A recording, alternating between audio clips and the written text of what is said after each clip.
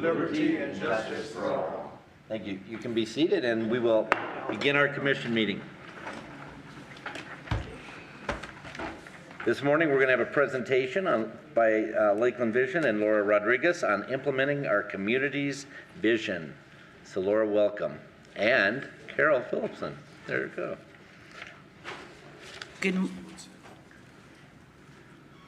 As long as we have you queued up. All right, there you go. Good morning. Good morning. My name is Carol Phillipson, and I chair Lakeland Vision. We appreciate this opportunity to come before you to provide an update on our current work and how we continue to engage with our community as we implement the latest community vision. For those who might not know about Lakeland Vision, I'd like to provide a little background. Lakeland Vision was founded in 1998 with the goal of creating a citizen-driven, long-range strategic plan for the metro Lakeland area. Our organization identifies community strengths and weaknesses in order to implement a comprehensive, action-oriented plan for the future of our city. There have been 3 citizen visioning efforts, 1998, 2008, and 2019. Each plan was developed with diverse and broad-based community input. And in the 2019 surveys, we actually went digital.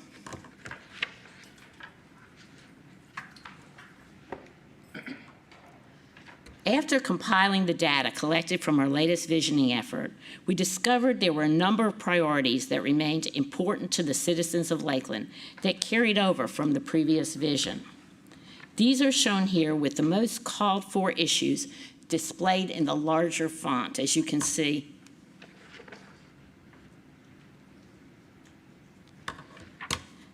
As you can see, strong and safe neighborhoods, education, activities, and economy remained high priorities.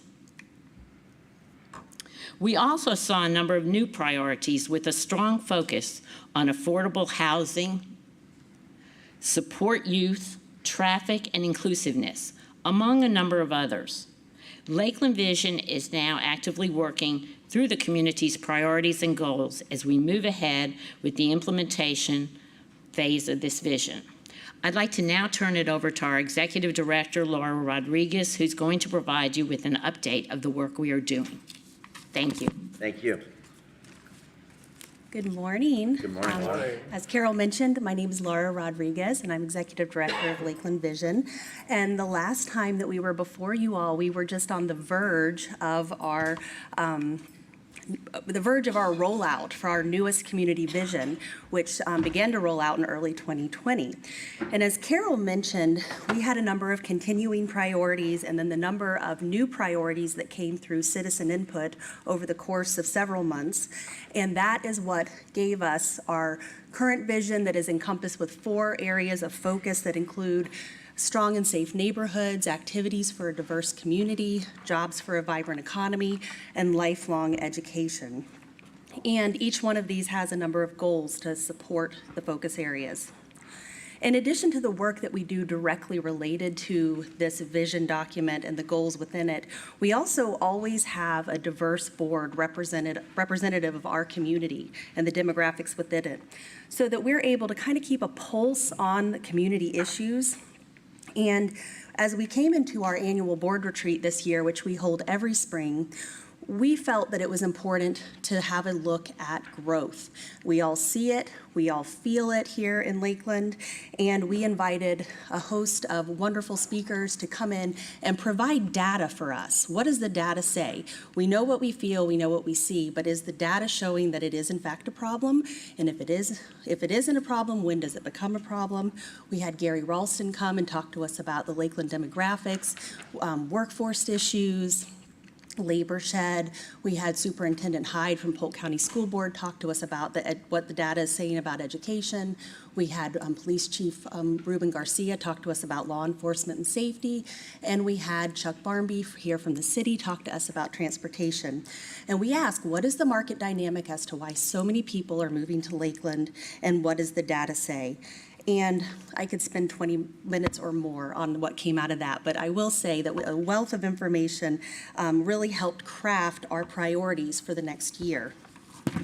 So I'm also going to reference Lakeland Vision now holds monthly surveys on various topics, and right around the time of this board retreat, we asked the community, I think the number one reason people want to move to our community is, and 57% said location, 29% said quality of life, and 14% said job opportunities, and the other ones were not even chosen.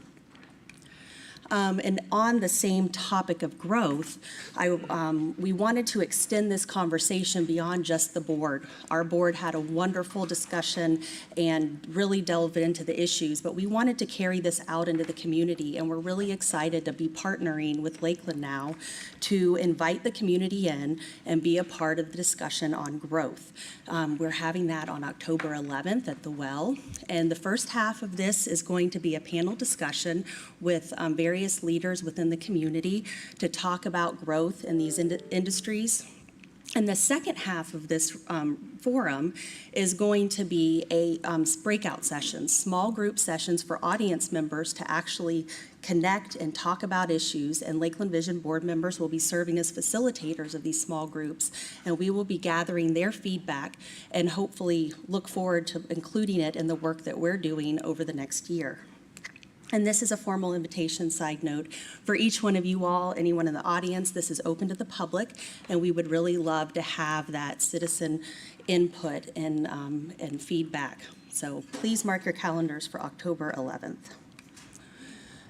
So also coming out of our board retreat, we felt we needed to start a committee on housing affordability.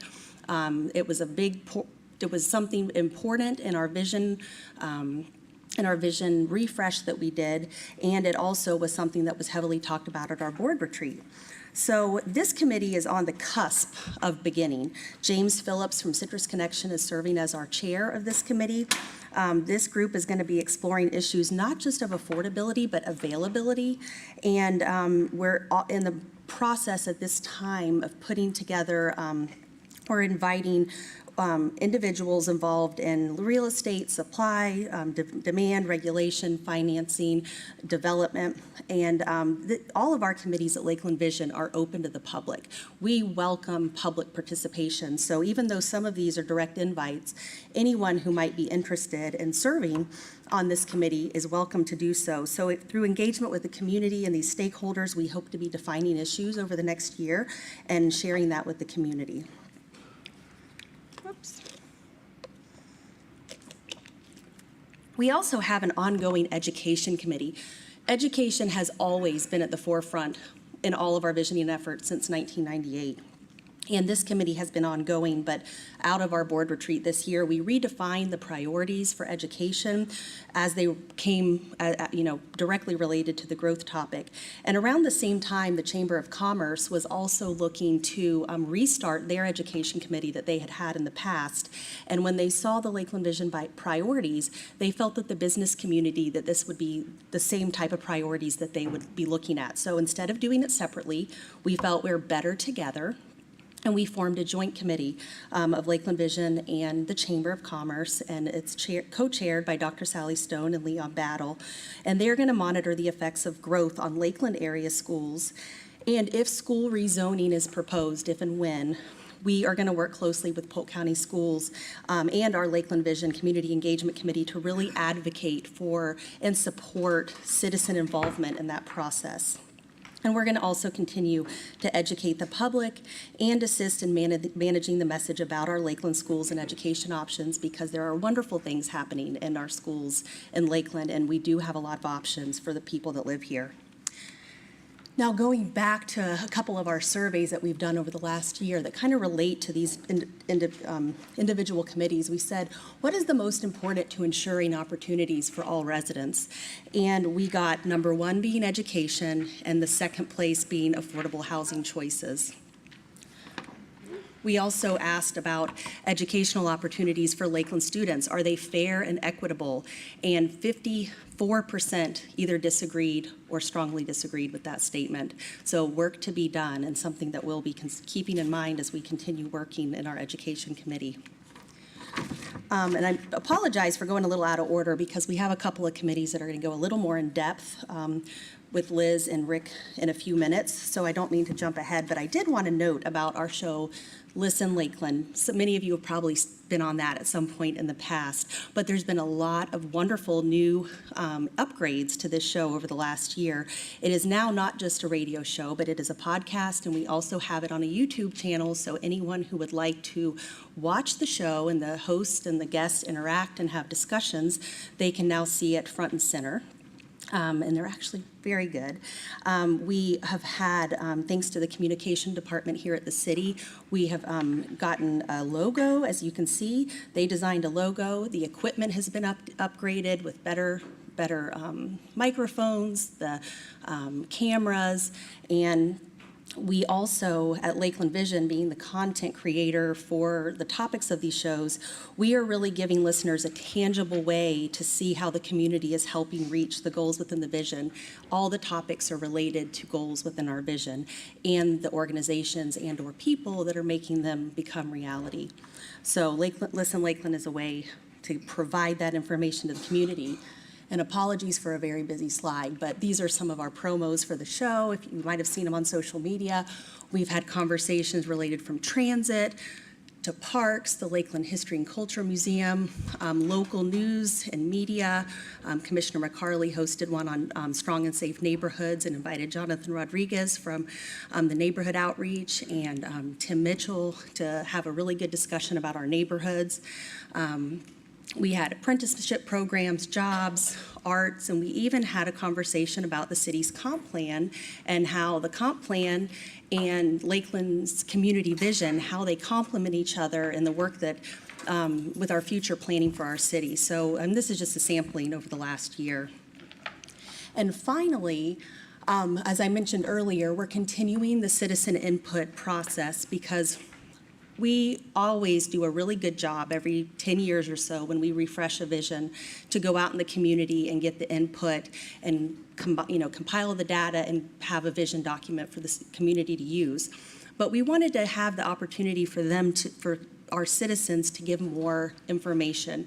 So we are our surveys are an opportunity for the community to give us feedback on various topics directly related to our vision goals. And then of course the topics are directly coming from our vision document. So the information that we get really help our work and support the work we're doing within our committees. And with that, I am going to invite Liz Craven up, who is the chairperson for Age Friendly Lakeland. Thank you. Thank you, Laura. Good morning. It's good to be here with you all.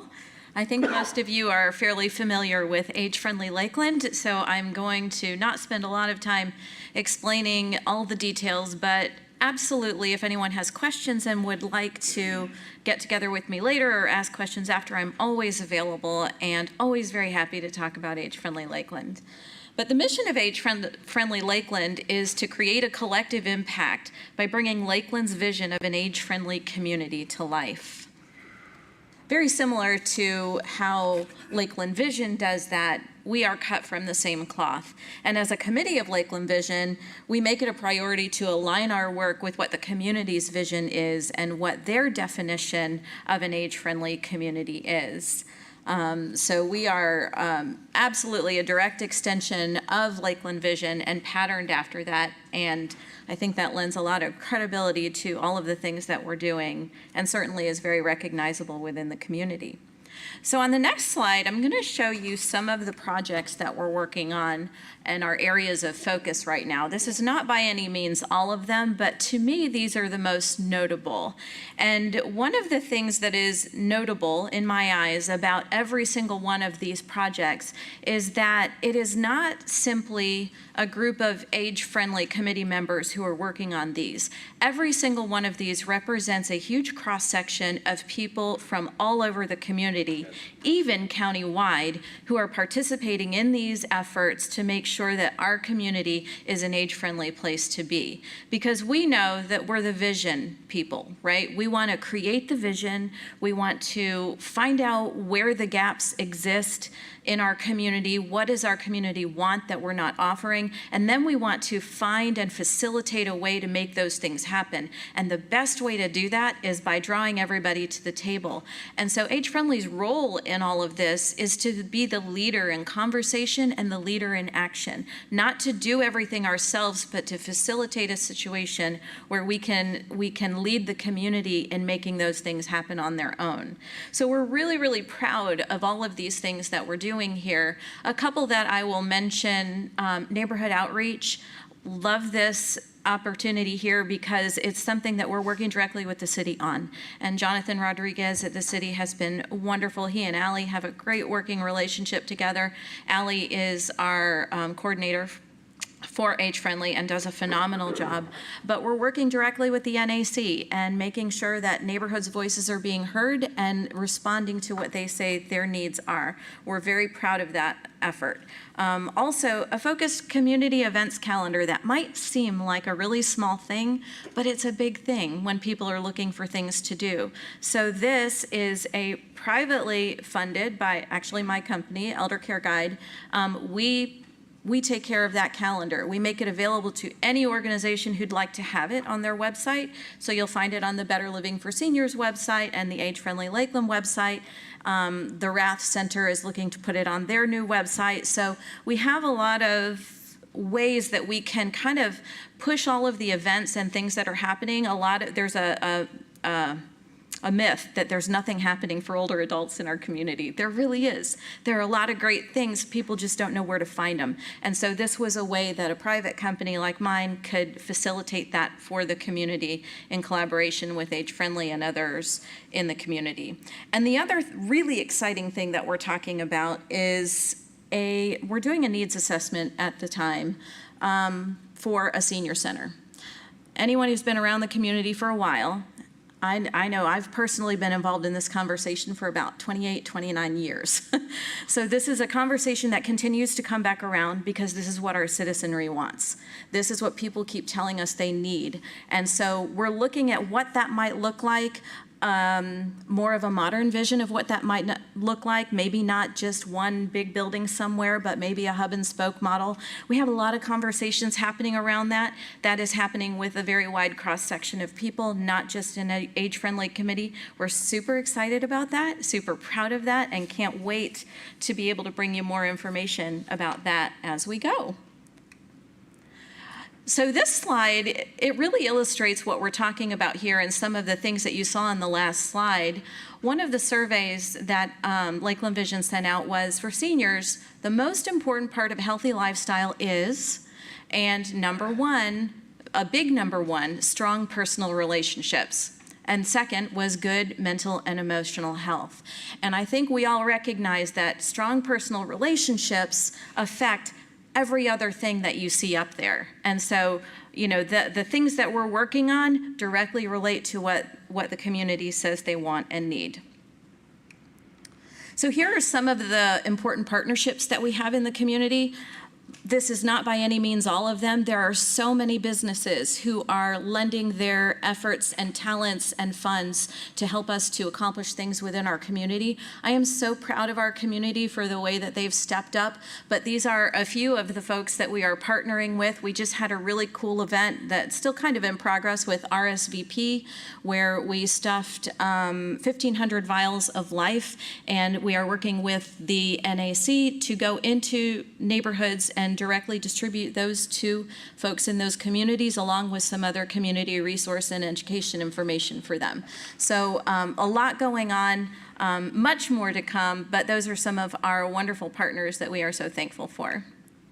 And if you want to keep up with us and what we're doing, here are some places online that you can find us, and we'd love to interact with you there. And now I will pass it to Rick Maxey. Thank you very much. Thank you. Mr. Mayor. I think we're going to hold questions to the end. Before Ms. Liz leaves, if I may ask a question. We're going to hold questions to the end. Okay. Welcome, sir. Thank you, Mr. Mayor and Commissioners, for a few minutes. And this slide just goes back to the 4 focus areas. I want you to keep that in mind. Now, what's happening here is our board at Lakeland Vision kind of looked at what the mayor was doing with his economic development summits and Lift Lakeland and looked to see how that overlapped with what we were trying to do. And it turns out that one of our missions on diversity fit very nicely with what the mayor was doing in the community. So we formed a community unity committee within Lakeland Vision.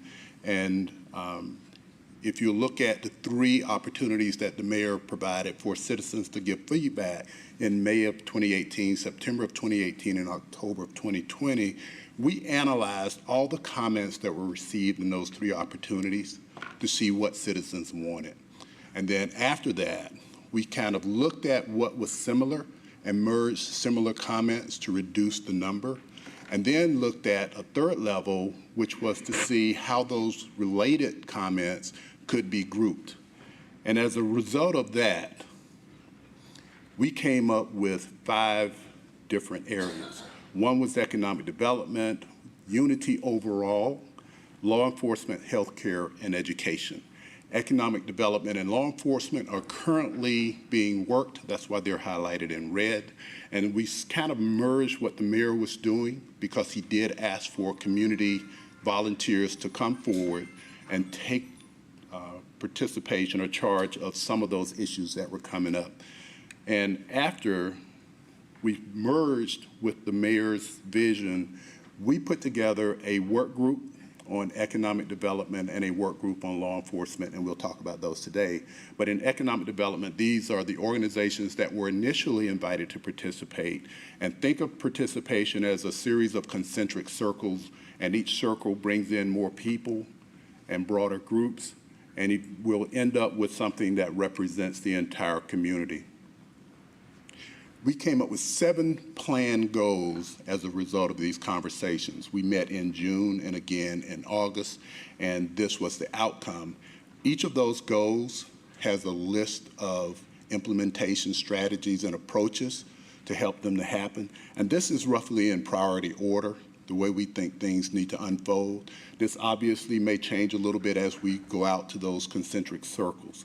One of the things I really want to highlight here, though, is that in all of our review and in all of our discussion, we realize that a lot of what we think needs to happen is happening.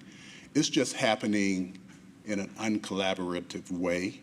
And so a main part of our goal is to bring all the stakeholders together and say, how can we work together to make these things available to our community? Now, when you do these kinds of things, typically there may be some money needed. And relax, we're not going to ask you. But we looked at three ways that we could bring money to the table if we needed. One is to look at the existing resources within our partners. Then asking our partners to provide some funding support for the initiatives. And there are grants available both at the federal and state level that help with these kinds of initiatives. So that's how we think we could fund if we need money to make these programs happen. And then lastly, I want to look at next steps. We're going to take this initial plan out to our government and private partners to get additional input, again, the concentric circles. We want input from underrepresented companies. They are the target audience. And we want to develop an implementation plan and create, importantly, a central virtual resource center so that businesses and partners can go to one place to find out what needs to be done, what's available to be done, and additional opportunities for helping with economic development and having underrepresented companies become more involved in the economy. We believe that by doing that, 2 things occur.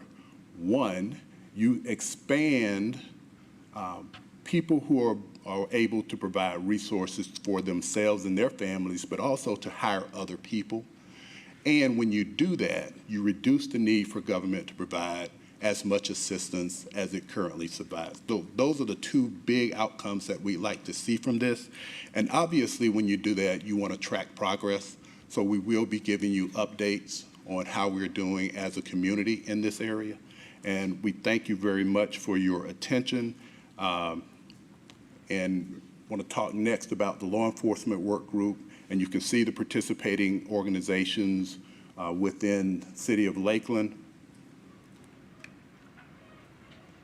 And then the law enforcement work groups, their focus is they looked at what existing programs and resources currently exist and decided that they'd get a bigger bang for the buck if they focused on youth, because we have an opportunity to affect the future, and particularly as we make it more inclusive for everybody to participate. And one of the things that helps that is if the programs are offered more in the communities instead of at central locations. A lot of kids deal with transportation problems and can't get to the opportunities that exist. And now, at the conclusion of this, we found that these programs, a lot of times, were not being used by the youth who are intended to use them. And so we came up with a series of recommendations and next steps to help this to happen more. And one of the important things is we're going to reach out to organizations like churches and faith-based organizations who have contact with the kids we're trying to get in touch with, the kids we're trying to support. And we want to hold these programs and develop these clubs in their neighborhoods to make it easier for them to participate. And again, funding may be an issue, so we're going to seek grants to help with funding. We're going to use guardians and school resource officers as potential for providing us with kids to participate. And we got to do a lot better job of publicizing some programs that the Public Defender's Office and the court system office to use, who have started down that path of being engaged in the criminal justice system. We want to try to get them early and kind of redirect them. And lastly, we'll work with the Lakeland Police Department and others to find ways to get grants and support a youth police initiative pilot program in Lakeland for those youth who are being released from the Juvenile Justice Center.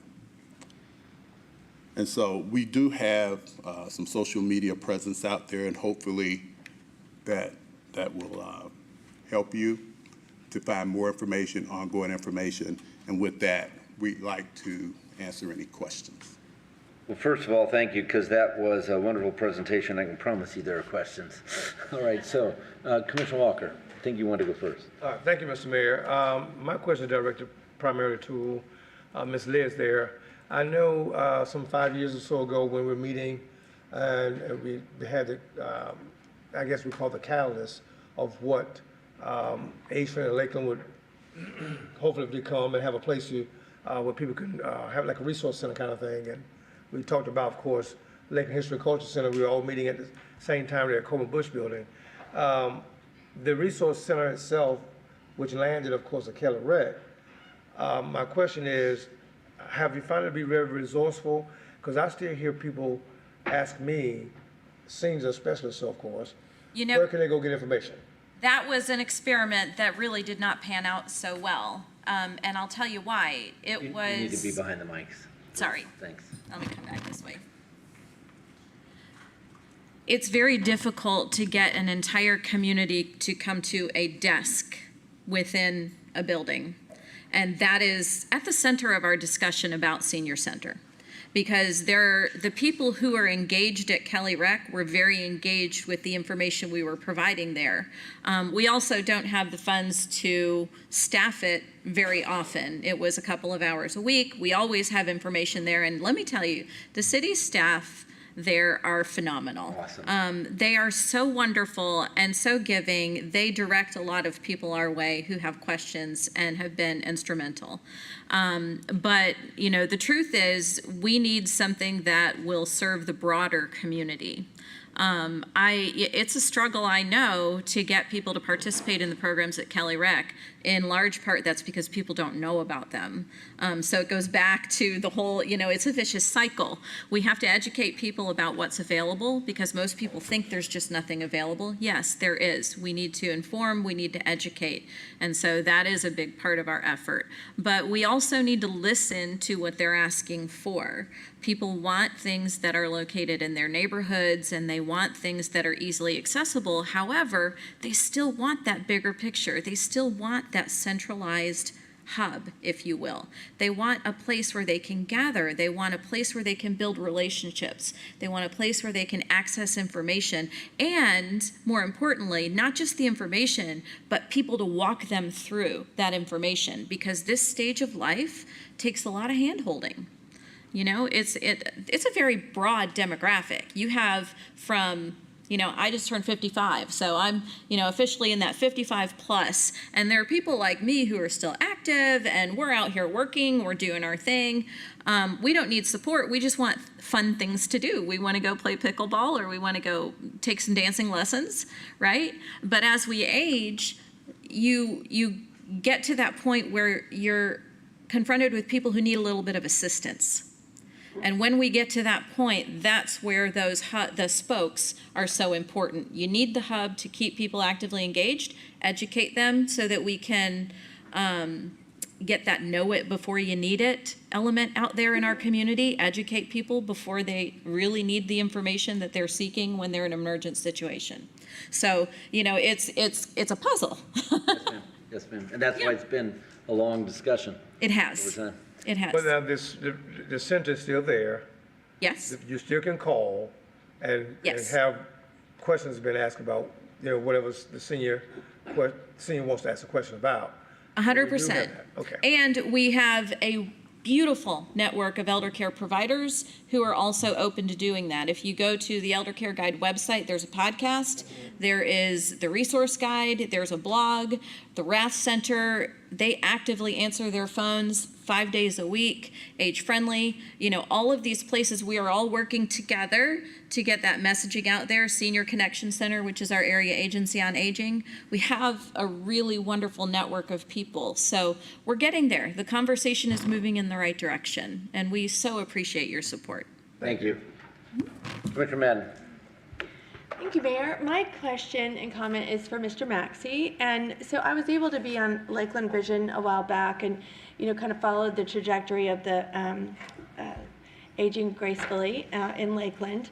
And so thrilled that this seems to be a new spoke on the wheel, to really be a convener of folks who are working on the unity and diversity issues, especially after we tried to do so much in the, conversations that you mentioned in your slides, but then it's difficult, for us to then keep that convening happening, right?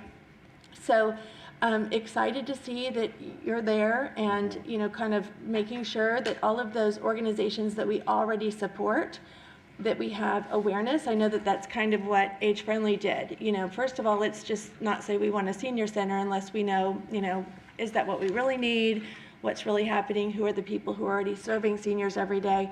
I'm hopeful that then when you get a collection of that information, then we can come alongside and augment those programs effectively and feel, excited about doing that because you're not just throwing, whether it's dollars or volunteer hours or just, towards projects, but this is what the community assessment has, I love that Lakeland Vision is now doing the monthly surveys instead of just the annual surveys, to just constantly be collecting citizen input. So I'm really excited to hear more about this.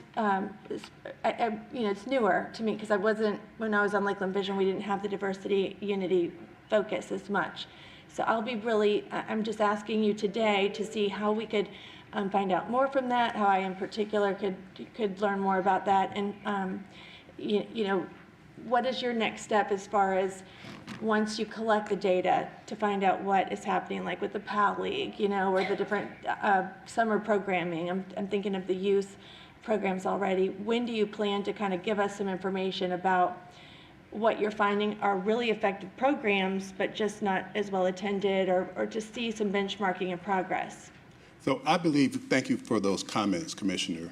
But within, about 6 months, we should be back to you with what's happening in terms of opportunities that people are taking advantage of and whether or not we're starting to get a foothold on some of these initiatives that we've talked about today.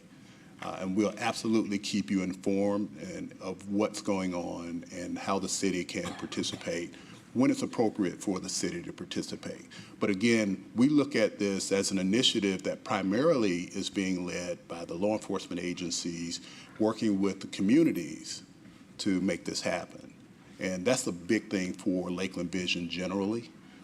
We want to bring people together who already work in these spaces and who already have some level of resource and support so that we can have a bigger bang for the buck, if you will. Great, thank you so much. Commissioner Music, do you have something? No, well, I was just going to say that working with the Age-Friendly Lakeland Committee, you know, I'm always impressed with the length of service that each one of these people have. I mean, Liz is a young woman, has been doing this forever. You know, she had a passion at a young age, and that passion with her and the team comes out all the time. And we're talking now, ramping up talks about the potential of a senior center and what that looks like, or the hub and spoke or whatever.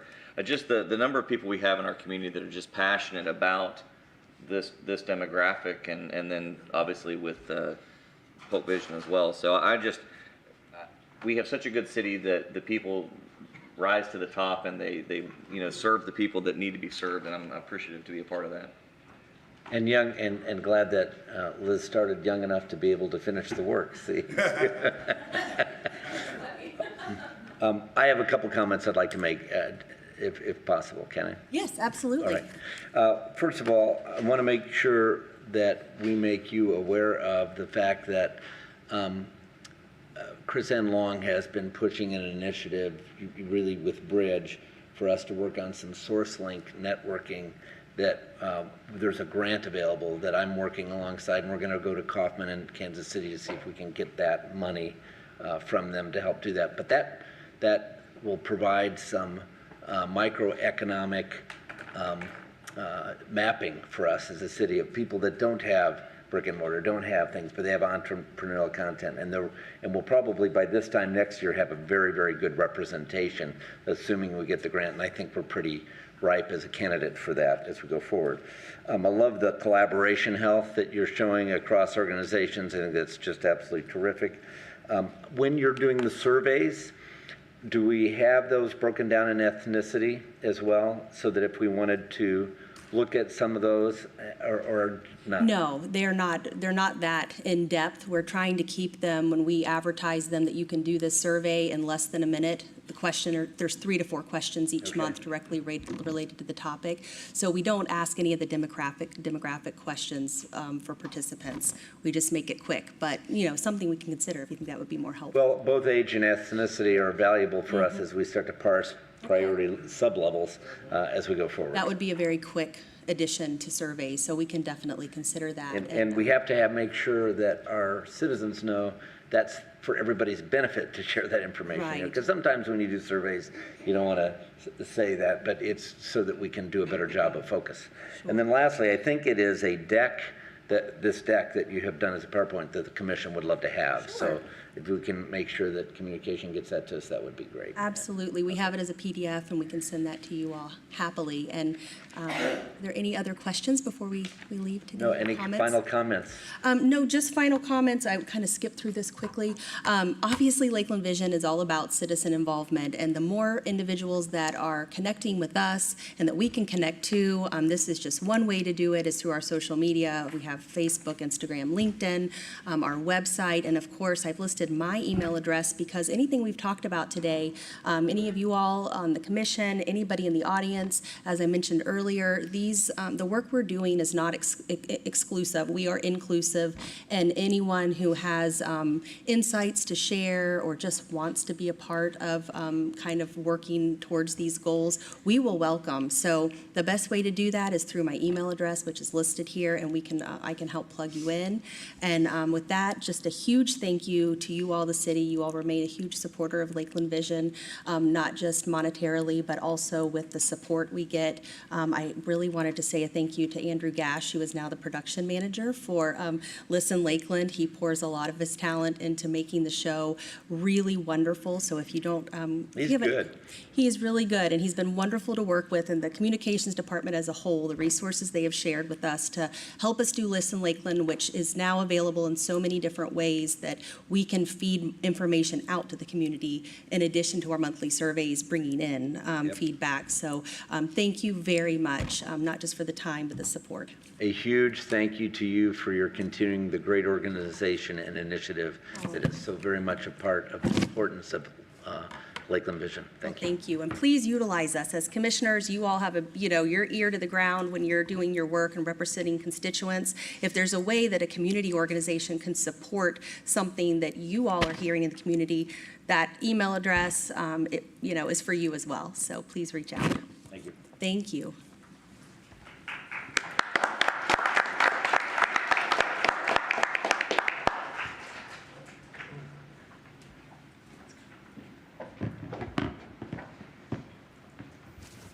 Well, we're grateful for that presentation, and I know to some degree that it's a little longer than normal, but this is so formative to what we do as a community, as are some of the proclamations we're about to read, which are organizations that do a great job of making sure that we take the necessary steps to represent people and to represent organizations across the community. We're going to start out with Constitution Week, which is this week. And here to receive that proclamation is J. Lenore Bressler, leader, speaker, author, trainer, and coach of Bressler Training. And Stephanie Madden's going to come out front. And all people associated therewith, come on up, because it's great to have you here. Put this down.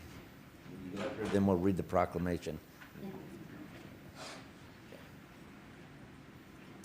Whereas September 17, 2022 marks the 235th anniversary of the drafting of the Constitution of the United States of America by the Constitutional Convention.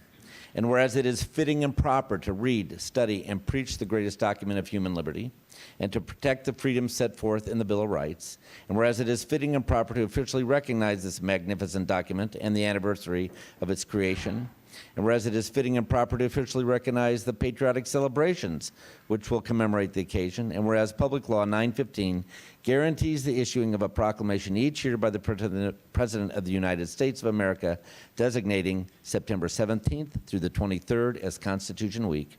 Now therefore I, H. William Mutz, Mayor of the City of Lakeland, do hereby proclaim this week as Constitution Week in the City of Lakeland and ask our citizens to reaffirm the ideals that the framers of the Constitution had in 1787 by vigilantly protecting the freedoms guaranteed to us through this guardian of our liberties, remembering that lost rights may never be regained.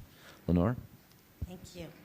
I thank you so much for this. I also would like to introduce Maylon Sale, the president of our Children of the American Revolution chapter here, as well as the rest of our members that are here for our delegation. The best way that we can commemorate Constitution Week is, frankly, simply to read it. It's a wonder what you learn when you read. And also any commentary on it, we take it for granted, but it was a perilous journey that Constitution made to get born, and it is always a perilous journey for it to continue to live.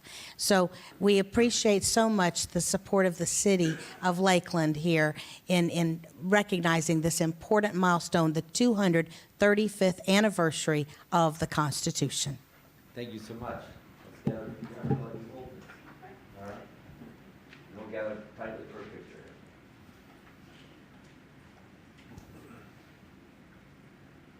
All right, one more. At least one more, we'll say. Yeah. Well, I'm taking one. All right, 3, 2, 1. All right, thank you. Thanks very much, all. Appreciate you being here.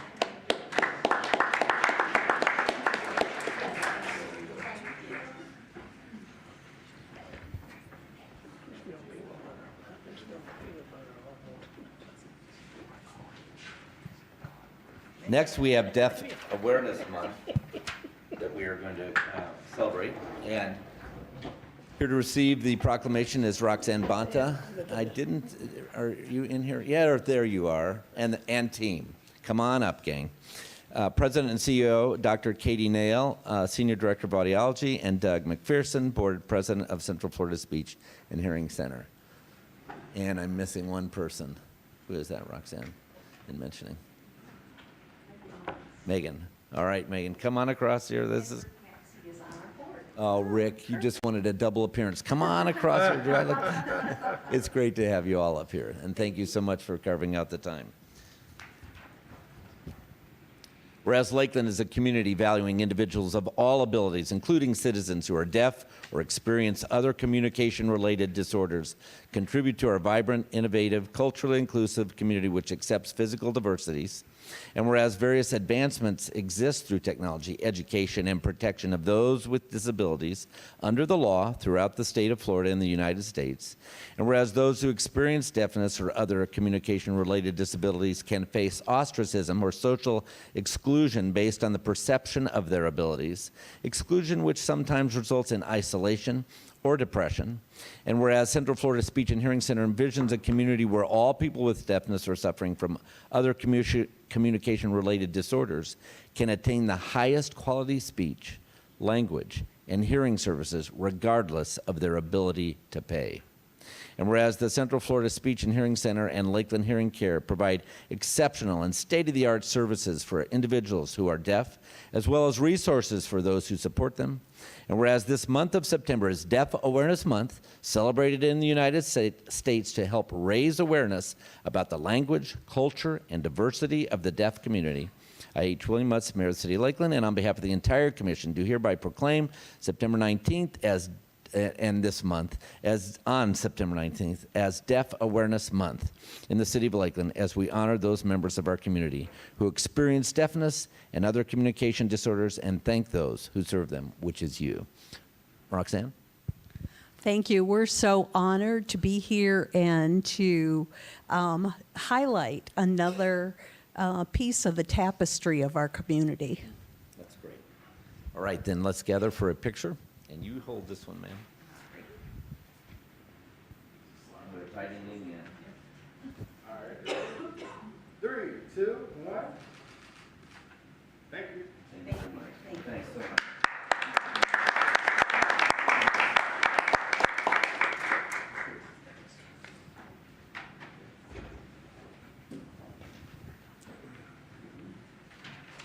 Next, we have Hispanic Heritage Month. We're actually going to have some comments made following this in our public comments later, so we're not going to do those now, and there won't be a reading. I just need the Hispanic crew to come on up. And is Maria Negron here today as well? I haven't seen her. Okay, all right, great. Buenos dias. I saw Maria at the airport last night in Orlando. So for Hispanic Heritage Month, whereas Hispanic Heritage Month begins each year on September 15th, celebrating the anniversary of the independence of 5 Latin American countries, which are Costa Rica, El Salvador, Guatemala, Honduras, and Nicaragua. Mexico and Chile also celebrate their independence within this period, too.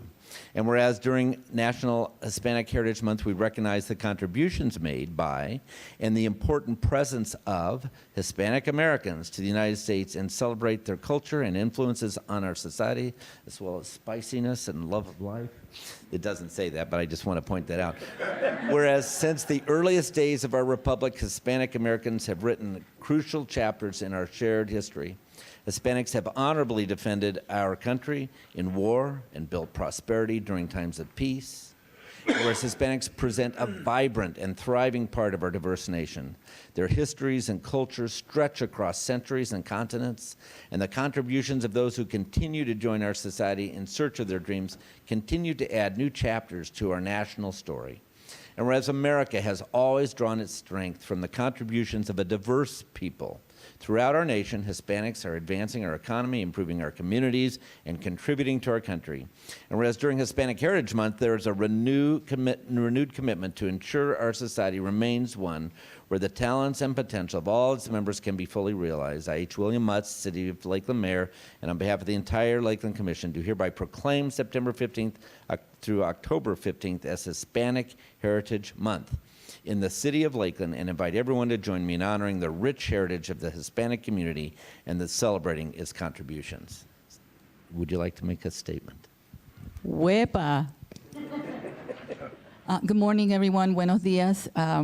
This is an honor every year for us to receive a proclamation from the city and neighboring cities, but it is more of an honor when you come and you visit our businesses, especially within our community. When you come and you go to Delicious Deli, or you go to Make It Happen to get that oil change, et cetera, or you go to Dr. Rosa Negron's office because there's just something bothering you lately. So you need to see that, and we will continue to grow. And when we get to talk a little later about what we've been doing with the city, you'll be amazed at how we're going forward and how we're going to progress in our community. Thank you. Thank you. Perfect. Who would like to hold this? Yeah. Okay. We'll take a picture. Now we're going to do the princess pose, you know, the T-stand. I'm just kidding. Just don't lift up your heel. Right. All right, 3, 2, 1. Thank you. Thank you.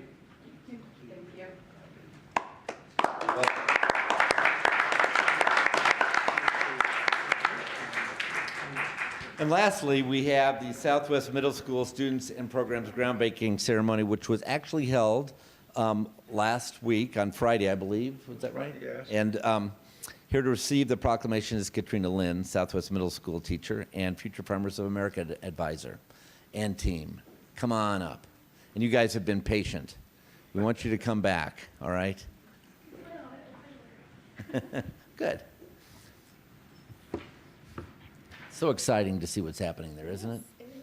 Whereas Southwest Middle School Principal Sybil Oldham Jackson, Southwest Middle School FFA Advisor Katrina Lynn, and FFA Officers Jaden Davis and Cassandra Plummer are representing the administration and student body of Southwest Middle School. Whereas Southwest Junior High School was initially constructed in 1956 and included grades 7 through 9. And whereas the name was changed to Southwest Middle School in 1992, when then educated students were grades 6 through 8. And whereas Southwest Middle School is celebrating its 66th year serving the middle school students of Central Lakeland and has a rich history of many generations attending the school, which continues as a shining example of the school's impact on the community. And whereas students at Southwest Middle explore future career opportunities through its pre-academics, such as pre-agriculture, pre-culinary, and pre-business technology, students learn life skills and explore the fundamentals of career and technical education, as well as studying traditional school subjects.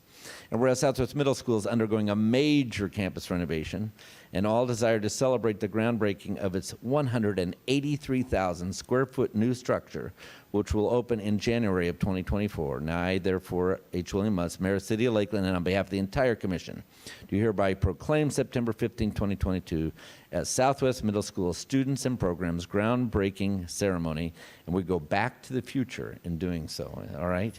And so who would like to hold this? And any comment you'd like to make? Sure.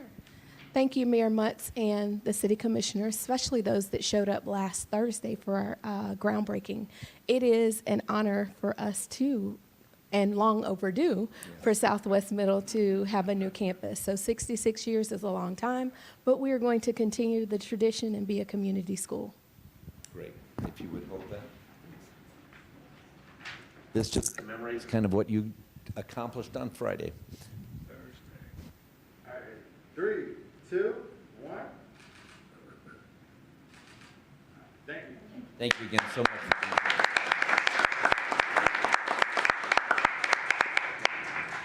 Mr. Mayor, Yes, sir. If I may, just to our I would love students to. here, as a former FFA member, I was excited to see you here today, and I thought, I wonder what they're here for.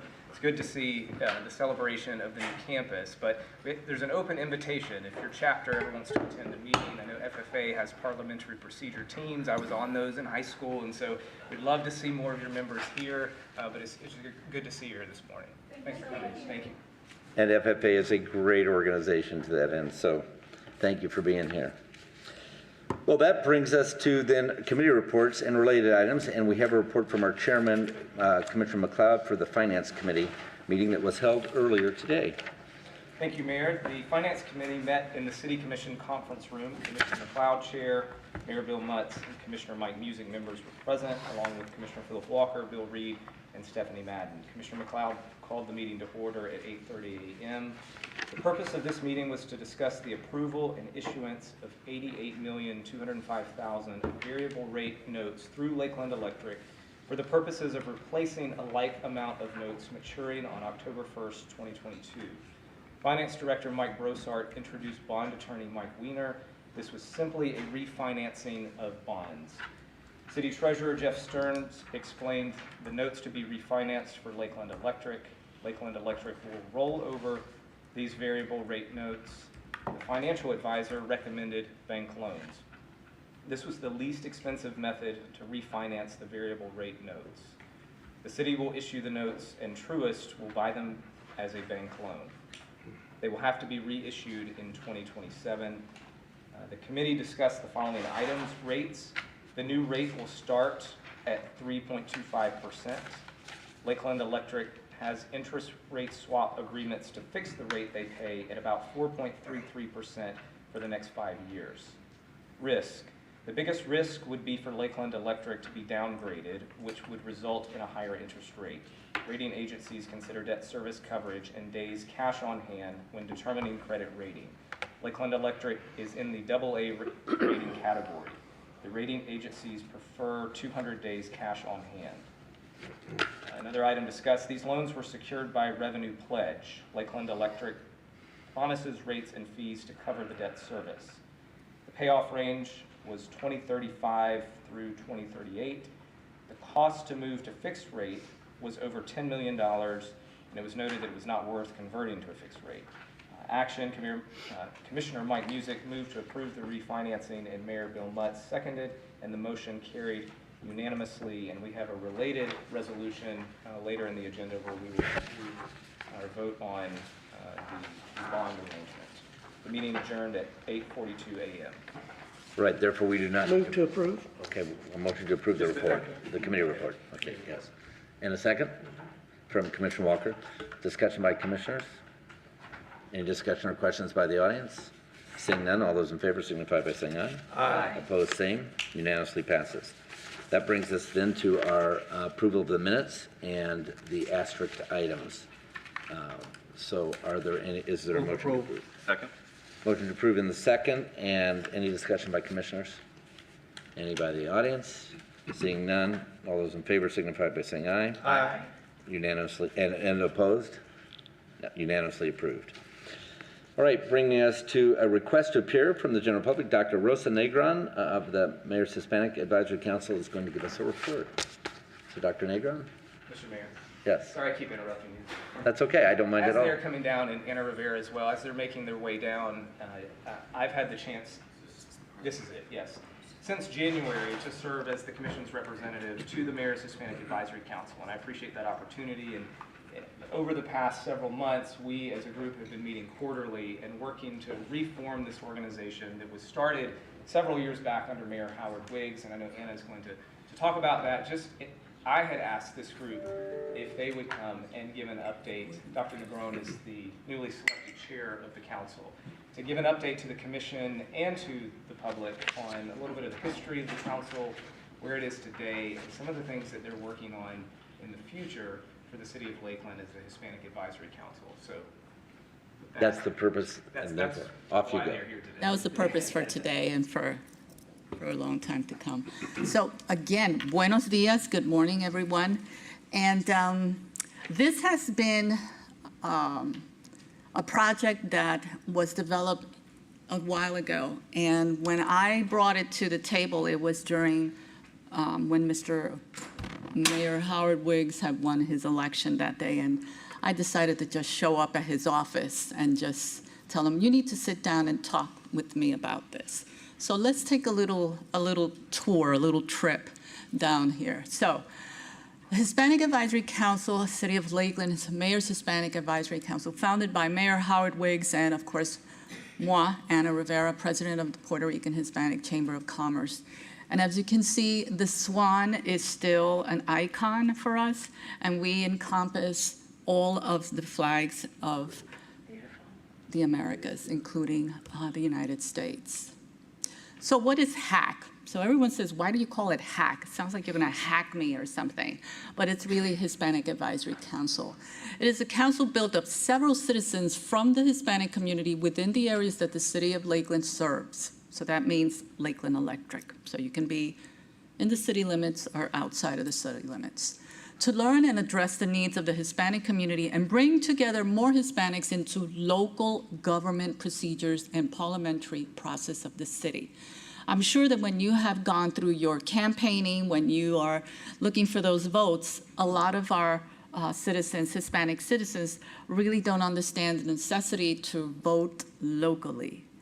So, council members, all of whom are citizen volunteers, will strive to engage in activities that promote a better understanding and trust between all agencies within the city government and the Hispanic community at large. The council will serve as a liaison between the Hispanic community and the mayor's office. Our mission statement: the Hispanic Advisory Council of the City of Lakeland exists to serve as a liaison between the Hispanic community and the mayor. The council will provide viable recommendations on policies that will advance the social, economic, and political issues of all Hispanics and citizens in the city of Lakeland. When we began, we started in 2014, like I said. Mayor's Hispanic Advisory Council forming will lend expertise to Lakeland leaders. And this is just a small blurb from the article. The mayor's new Hispanic Advisory Council will help give Lakeland's growing Latino community a distinct voice in municipal matters. The Puerto Rican Hispanic Chamber of Commerce, blah, blah, blah, blah, Ana Rivera said following the announcement in that advice. So, and you can see, you can Google the article and read a little bit more about that. So our timeline from 2014 all the way to 2022, it's a lot of verbiage on here, but initial meeting with the mayor and with myself, with Howard Wiggs, and of course my son, AJ Rodriguez, who is the founder now of Swan Forums, laid out his purpose and the need for such a council. Bylaws are already intact there. We also had the logo, and that'll be, I guess, addressed later on as a new group. But I want to take you to 2020, on the second spot, where it says Mayor Mutz is now, he's heading, ever since he was elected first term, he's been our guiding light. But we brought to the table to him to see the potential now, especially with the growth of almost 3.7% in the Hispanic population in the last census. So 2010, we were at 12.6%, and now we are at 16.3 as of 2020, and who knows how much more. So of course, now we go further, 2022, Mayor Mutz assigns Commissioner Chad McLeod, who happens to speak Spanish fluently and went to school in Venezuela. So you have a representation of a city commissioner in this council. This is how we started. This was our first board, and as you can see, we have ambassadors of every small pocket of Hispanic America, from Central to South to North to the Caribbean. Meetings and more. So our meetings are they're quarterly, and we invite guests to come. In one of these meetings, we brought and invited Senor Roberto Vigoró, who happens to be was one of the members of the Puerto Rican House of Representatives. So we're bringing dignitaries to the city so you can meet these individuals and learn more about what makes us a community. And then when Mayor Mutz was elected, he took over, and this was the guard at that time. And you can see, yes, we celebrate a lot with food, definitely. So is that me? Bye. Okay. So let's go further. And then this is where we are now.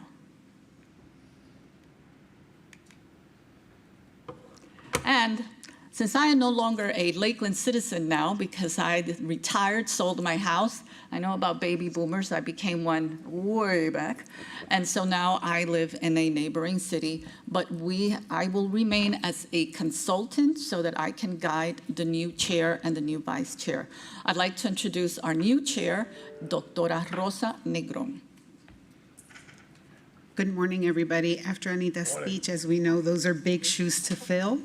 So I'm very honored to be in this new position, and I look forward to working not only with the Hispanic community, but also with some of the other chairs. I was listening about juveniles. I am an adult, child and adolescent, and forensic psychiatrist, so I work with the juvenile community, so I'd be very interested in embracing and working together with some of the other committees to advance the Hispanic involvement as well as involvement with the other community. I have a vice chair, Dori Rodriguez, so we will be looking forward to working with all of you. Thank you. Thank you, Dr. Negron. Thank you.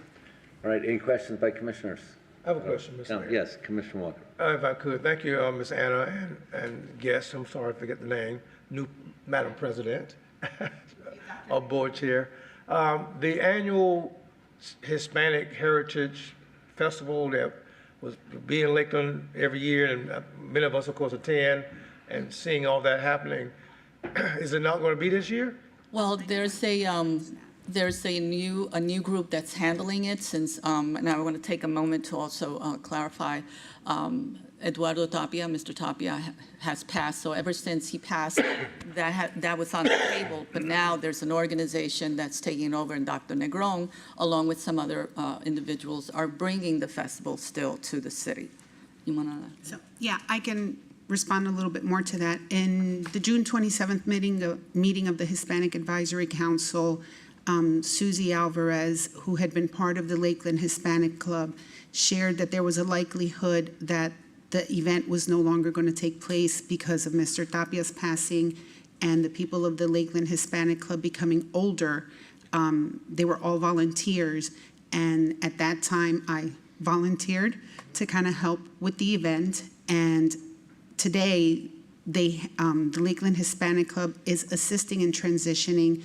And this year, we're trying with a group of private promoters since it's such a big event, but the goal is to keep it a community event. I think there has been some misconceptions that it's becoming just a private event, but when I approach these people, the goal is to keep it a Lakeland community event in hands with what the Lakeland Hispanic Club was doing. Thank you so much. Thank you. Okay. And Dr. Negron, the date of the Hispanic Festival, October 22nd? October 22nd from 1 to 9 p.m. And one of the good things I think about having the private promoters help us, we have a big name Hispanic who has been, as part of his tour, his 56th anniversary tour, he's going to be stopping in Lakeland. His name is Bobby Valentin. He was a big part of Fania, which was a big movement of salsa in the 70s and 80s. So we're very honored to have him, and as well as some of the other people that have been part of the community and have been part of the event. So that we're trying to keep the essence of that. Good thing. Cool. Thank you. Thank you, wonderful. All right, thank you, and I appreciate you giving us an update very, very much, and congratulations on your new appointment. You'll do wonderfully. Thank you, I appreciate it. It's an honor to serve. All right. We have no equalization hearing today, and so that takes us to item 3A1 under public hearing, second reading, a proposed 22033, and our city attorney Davis will handle that. Thank you, Mr. Mayor. First item for consideration this morning is proposed ordinance number 22-033, an ordinance relating to local government comprehensive planning, making findings, providing for large-scale amendment number LUL 22-003 to the future land use map of the City of Lakeland Comprehensive Plan to change approximately 101.46 acres of Business Park BP to Recreation R on property located at 4190 West Pipkin Road, providing an effective date. Move for approval. There's a motion to approve by Commissioner McLeod and a second by Commissioner Walker, and a third. And discussion by commissioners.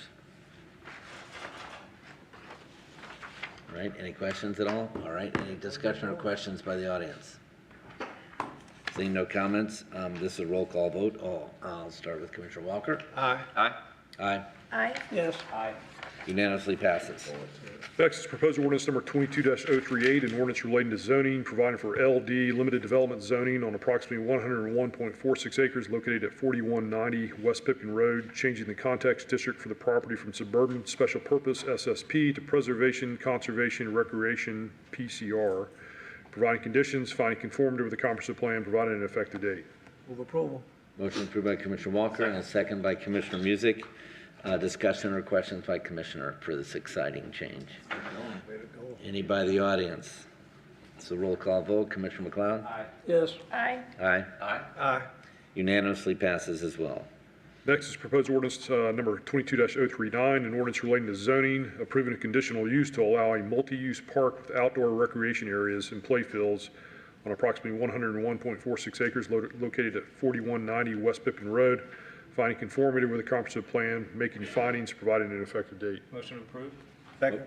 Motion approved by Commissioner McLeod and seconded by Commissioner Walker. Discussion by commissioners. Any discussion or questions by the audience?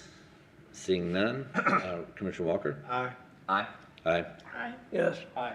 And unanimously passes as well.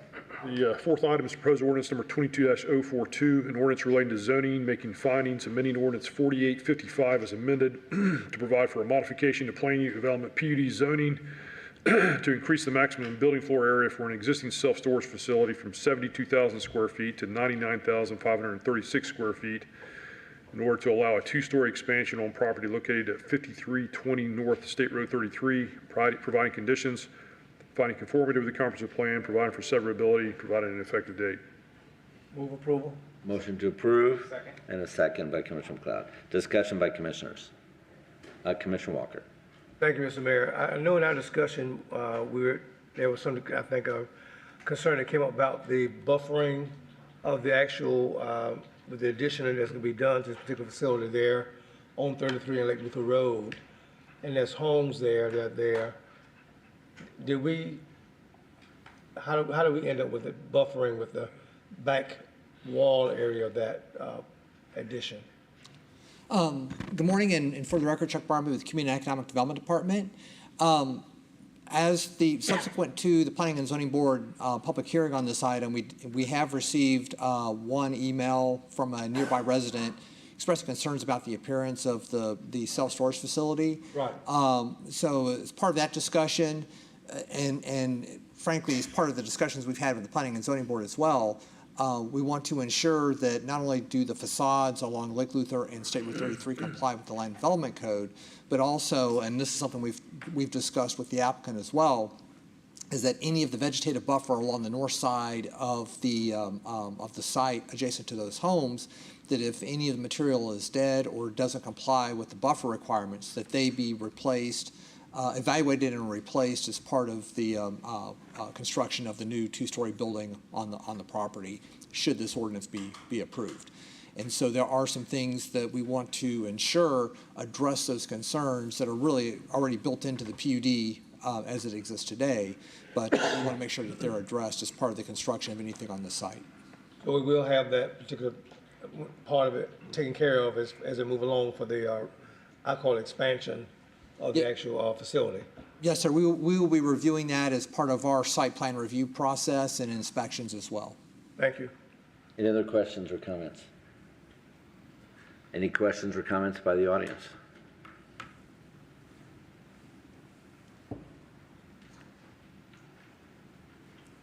Just state your name, please. Yes, sir. Good morning. For the record, my name is Shelton Rice. I'm an attorney with the law firm of Peterson & Myers, address 225 East Lemon Street, Lakeland, Florida. Today I'm here on behalf of Acorn Lakeland LLC. I have with me in attendance Mr. David Fammy and his son, David Fammy Jr. We appreciate staff's assistance on this case. We've worked through this. I have a presentation that I could go through if there are specific questions. Commissioner Walker, to your point, I have some slides. If it would be helpful, I can show it regarding the vegetative buffer on the northern boundary. The western side of the site on the northern boundary actually had thinner vegetation when the project was constructed. So they put some buffering there that's more consistent with what you typically see. The eastern side has substantial existing vegetation and buffering that's already there. So that will remain. There are some conditions that we agreed to that staff has proposed regarding facade requirements, architectural improvements, those things. So we'll be glad to stand for any questions. Otherwise, we respectfully request a favorable vote. Any other questions? I'd like to see slides. What slides are there that we haven't seen? Yes.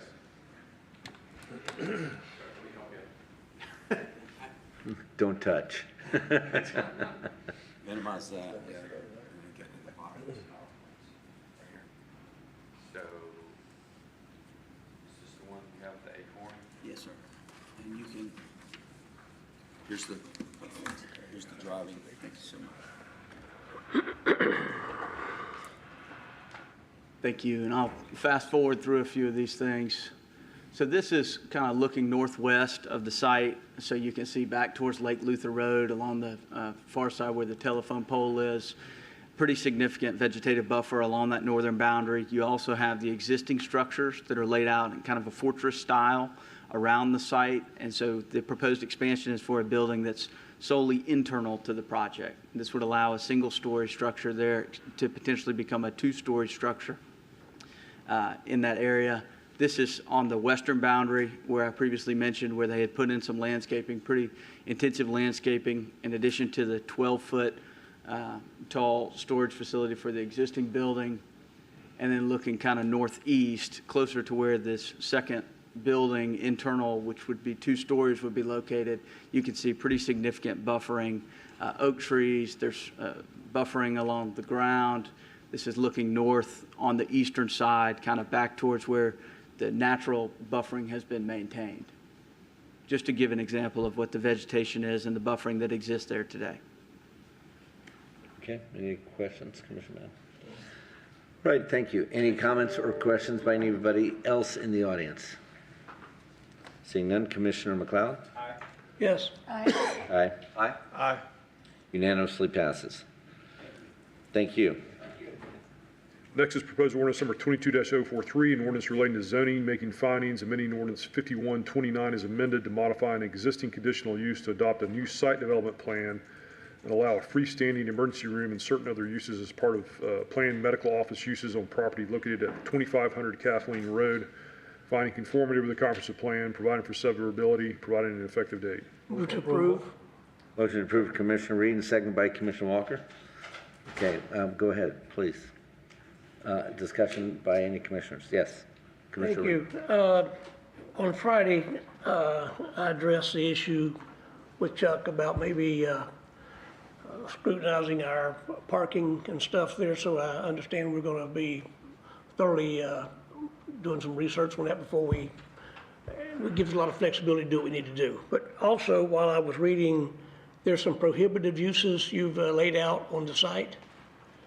I think it's, I don't know which particular area it is, but there again, I see we've done alcohol and stuff like that, but in the future, we may want to consider, if we're going to prohibit stuff, we may want to prohibit the use of or sale of cannabis in that particular area as well. That was actually something that hadn't come up during any of the zoning discussions. I mean, I think if that does become an issue, we would be bringing that back to the Planning and Zoning Board and the Commission. But that hasn't been anything that's been discussed at this point, and so it's not part of the zoning approval that's being requested today. Well, we may want to keep it in the back of your mind in the future. How's that? Good comment. Thank you. Any other comments by commissioners?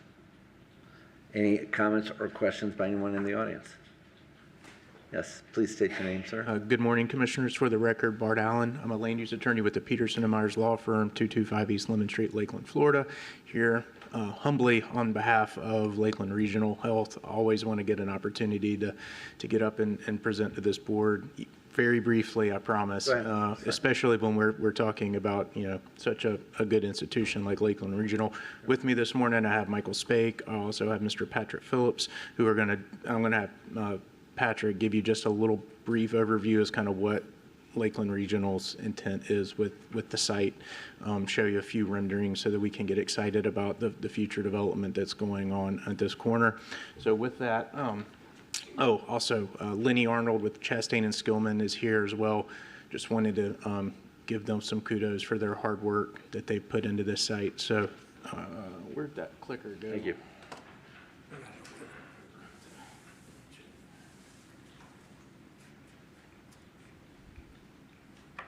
I'm gonna, Patrick, come on up. And Couldn't see where Patrick had gone. He's right on the other side. Hey, good morning. I'm Patrick Phillips, the Chief Strategy Officer and Senior Vice President of Business Development at Lakeland Regional Health. Address 1324 Lakeland Hills Boulevard, Lakeland, Florida 33805.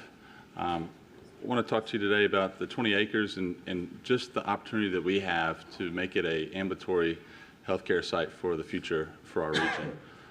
We started off by having a visioning session involving patients and family members, board members, leadership team, management team, and I think there's 4 basic principles or things that we want to point out as the purpose of this campus. The first and foremost is the most important. As you know, we're starting up a graduate medical education program that starts next summer. And so we want to have, while most of that graduate medical education will occur at the main medical center, we want to have a family medicine program site specific, and this will be the hub for that. This will be where family medicine residency site, main site. The second is that we want to make sure we're making an impact in the community and in patient care. And so when we looked at the needs on the north side of Lakeland, very clearly we saw that there's a gap from the emergency medicine services offered. And so we want to make sure to bring those services closer. So that's what the main initial request of the modification to the conditional use. The third one to talk through is around future flexibility. And so while we knew the initial that we requested was pretty clear, we needed to be able to expand for emergency services. One thing's clear in healthcare is that the constant has changed. So 20 years ago, our health system is not what it is today. And in 20 years, it certainly won't be the same either. And so this is a big tract of land. This is 20.6 acres. And we want to be prepared to use it for as many variety of purposes that will help improve the health of our community.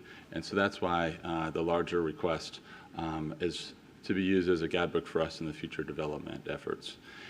And then the last is regional access along I-4. And so we do a consumer survey, and we know from all the way from Plant City over to Lake Wales, we're the preferred provider. And so key to that and staying the preferred provider is to be able to have good access along major corridors. And so us being a tertiary care facility, we want to make sure that specialty care is offered, and we're a friendly alternative to the big cities of Tampa and Orlando. Let me next go through a couple of the visions of latest renderings of what it will look like. So as you see on the left side, that's the 3-story building. The first floor is our family medicine residency site. The second floor will have specialty services that will be supportive of the family medicine residency program.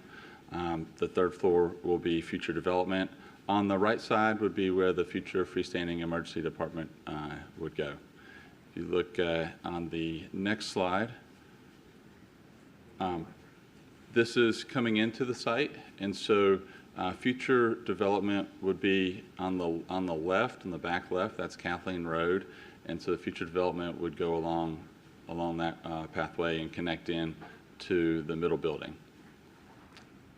And then last, this is just going down Kathleen Road like you're going into the city, and rather than having to travel all the way into the city for complex care and ambulatory care sites, hopefully this will be a hub in the future to divert that traffic from heading into the downtown area of our town. Thank you.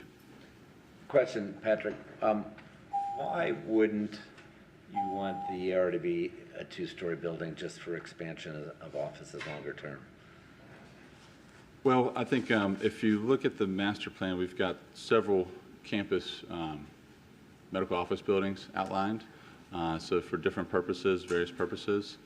So we've got options for the future. Okay.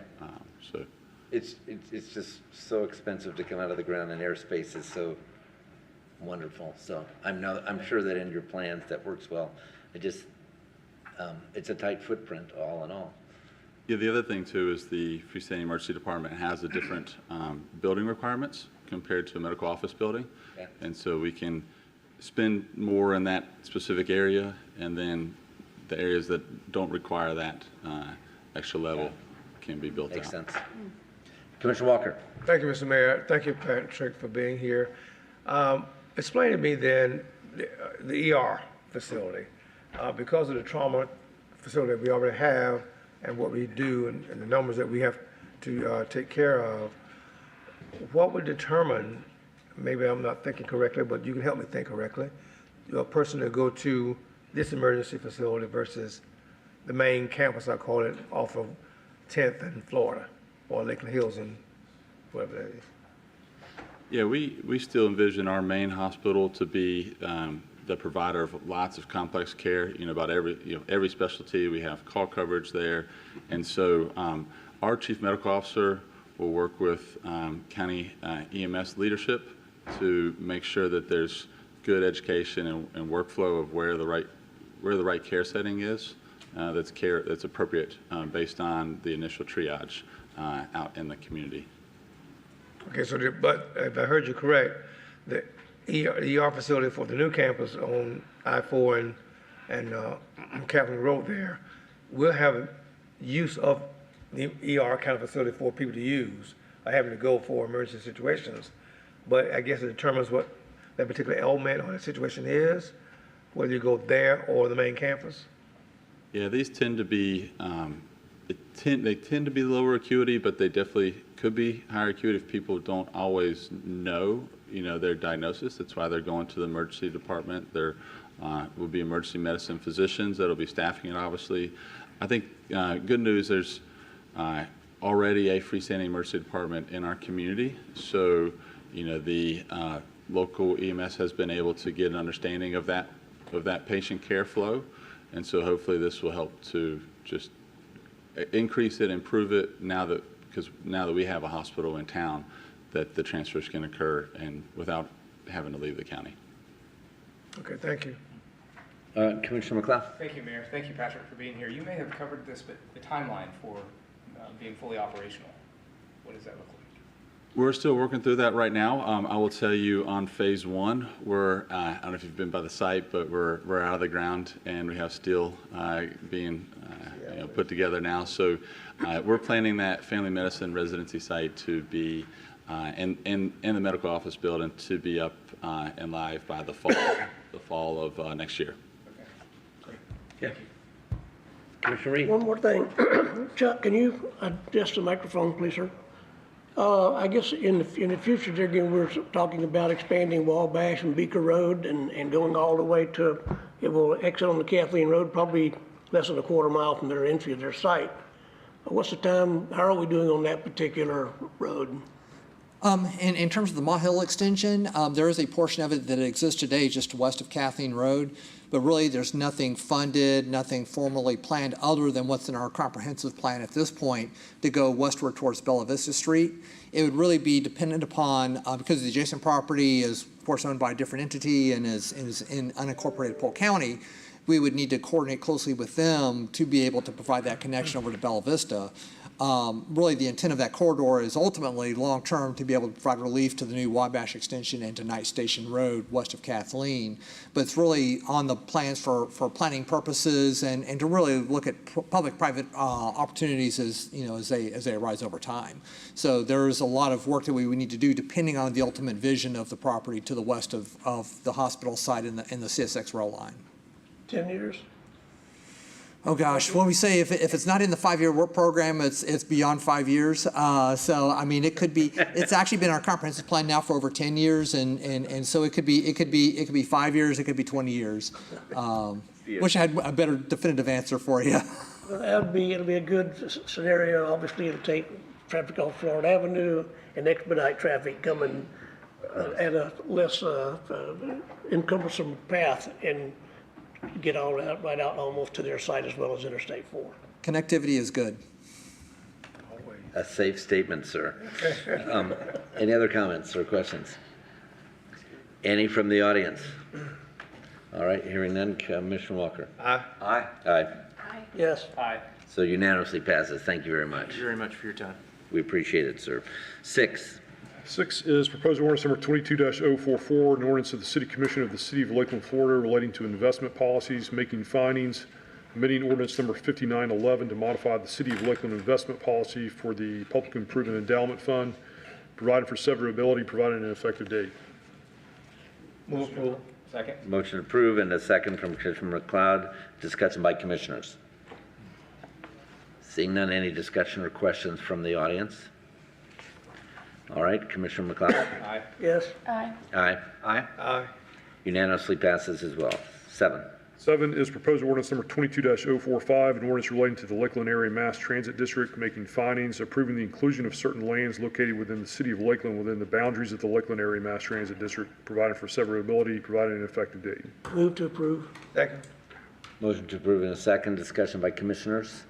Any discussion or questions by members of the audience? Do you want to cover this? Would you like to say something? 10 seconds or less. Perfect. These are properties that have already been approved for inclusion in the Lakeland Area Mass Transit District. The City Commission is just ratifying that action today, which will be forwarded back to the LAMTED Council for them to provide it to the Property Appraiser's Office and get these two properties on the tax rolls for the Transit District. All right, thank you. And any other questions or discussion from the audience members? Seeing none, Commissioner Walker? Aye. Aye.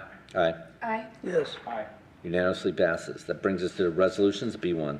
B1 ties back into the report you heard coming out of the Finance Committee. This is proposed resolution number 22-045, a resolution supplementing ordinance number 4034 as previously supplemented and amended, authorizing the issuance of City of Lakeland, Florida variable rate energy system refunding bond series 2022 in a principal amount of not to exceed $88,205,000 to currently refund all of the city's outstanding variable rate energy system refunding bond series 2017, providing for certain terms of the 2022 bond, including designating such 2022 bond as a designated maturity obligation, authorizing the redemption of the 2017 bond, establishing a form of the 2022 bond, awarding the sale of the 2022 bond to Truist Commercial Equity, Inc. on a negotiated basis, authorizing certain city officials to take actions deemed necessary or advisable in connection with any of the foregoing, providing for other matters relating thereto, and providing an effective date. Motion to approve. Second. Motion to approve in a second and discussion by commissioners on this switch. Any from the audience? Commissioner McLeod? Thank you, Mayor. I had asked Jeff Stearns if he would just summarize some of the points that he covered in the Finance Committee meeting, and you heard some of those in the committee report. But I think, Jeff, just for the average resident who might be listening or looking at this, to cover what exactly are we doing, why you're recommending this. It's highly technical as you work through some of the terms, so just kind of help us get a better understanding of it. Sure. I think the easiest way to think about this is it's like refunding your mortgage. We're not increasing the amount of debt outstanding. We're refunding $88,205,000 of debt. We're replacing it with a different $88,205,000 of debt. We will be paying it down eventually, but not till it'll start to pay down between 2030 and 2038. So we went through a process to figure out the best way to do that. Ideally, we prefer not to have variable rate debt, and we looked at converting it to fixed rate debt. It turned out that given the current market environment, that would have actually cost us about $10 million more, so we decided not to do that. We're going to roll over these variable rate notes, and we went through a process where we solicited various banks, because we determined with the help of our financial advisor that that was probably the most efficient way to do this. So we solicited 8 banks. 5 banks ended up bidding, and as you mentioned, Truist Bank was the lowest bidder in terms of the formula that goes along with the notes. So they're obviously who we're, you're authorizing us to issue the notes to, and they're going to be buying them. Just so everybody understands, we don't really have variable rate debt exposure. We have some interest rate swap agreements that are pre-existing that go along with the notes so that they actually fix the interest rate exposure that Lakeland Electric has through the issuance of these notes. Thank you. Any other comments? Commissioner Reed? Thank you. Jeff, at the meeting this morning, you also mentioned that I guess this starts, we'll start making the principal reduction from 2035 to 2038. 2030 through 2038 in pieces during those years. Is there a prepayment penalty should we decide to make a principal reduction prior to that? No, not in the set of notes. We can pay them off whenever we want to.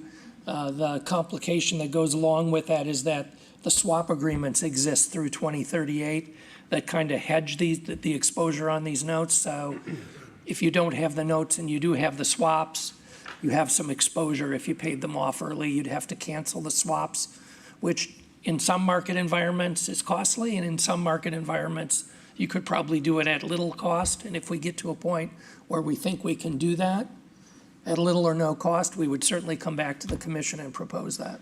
And so every year we're going to, LE's going to set aside a principal reduction, we just kind of keep it in a separate account per se? Well, LE has along with these variable rate notes, there's other fixed rate debt that Lakeland Electric has. And as part of their normal planning, we have a schedule of principal payments on all the debt that is scheduled into the Lakeland Electric's financials, in which they account for when they set the base rates for the utility. Thank you. Any other questions or comments? Any by the audience? All right, this is a roll call as well, so that'll be Commissioner McLeod. Aye. Yes. Aye. Aye. Aye. Aye. Unanimously passes. Thank you for your work on that, Mr. Stern. In association with that item, I'm circulating a no conflict of interest form for your signature that we need to produce at closing for these bonds. So once that's signed, that's just indicating that, one, you haven't been in conversations outside of the sunshine, and two, you don't have a financial conflict of interest with the entity that we're selling these notes to, which is Truist Bank. And if that's the case, then please sign that and just return it back to me, and that'll be part of our closing documents. Very good. Will do. There is no Community Redevelopment Agency report, so we have, although we do have a new Community Redevelopment Agency Director, Valerie Farrell, which is great. And that brings us to 5A, our City Manager. Thank you, Mr. Mayor, and good morning, Commissioners. I have two items for presentation, and then following the presentations, Mr. Mayor, if I could be recognized for a couple of verbal updates to the Commission and to the public. The first item that I have is a little bit lengthy, and we covered this at the agenda study on Friday. This is regarding a recommendation for renewal of various insurance policies for the City of Lakeland. This is part of our annual renewal process, and we are assisted in this by our broker of record, Arthur J. Gallagher Risk Management Services. The first policy coverage that I will discuss is our property and boiler machinery.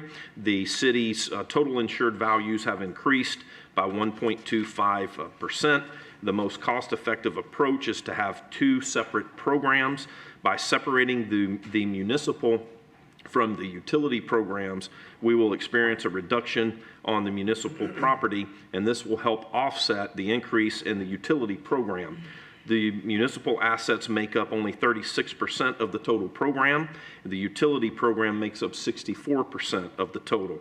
Florida Municipal Insurance Trust, also known as FMIT, provided the most competitive quote out of 25 other carriers that are in this particular market. Renewal premiums for this is being presented as a not to exceed, while our broker continues to negotiate with underwriters to improve pricing and drive the lowest possible premiums. The total base is $3.9 million, and of that, as I discussed a moment ago when I gave the percentages, the municipal portion of that is only $1.2 million. So again, as discussed, by separating the two out, we can recognize a savings on one to help offset the increase on the utility side.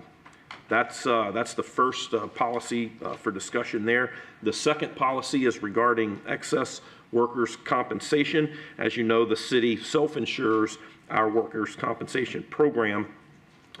However, at times, if there is a claim that would exceed those limits, that's where this excess workers' compensations policy would kick in. FMIT that I mentioned a moment ago has again offered a competitive program for the excess coverage for this coming year. It will decrease in premiums by almost $12,000.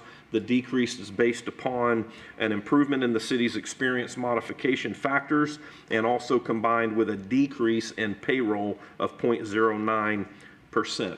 The third policy related to inland marine and electronic data processing. Hartford Insurance Company remains the carrier for this coverage as they were the most competitive respondent. Coverage is provided for leased or owned golf carts, mowers, electronic data processing equipment, and a wheel loader. For this year's premium, it will represent a $5,273 increase. I want to pause there a moment and apologize. Commissioner Reed asked a good question on Friday, and I think my response created more confusion than it did clarity. So I'd kind of like to readdress that, Commissioner Reed, again this morning.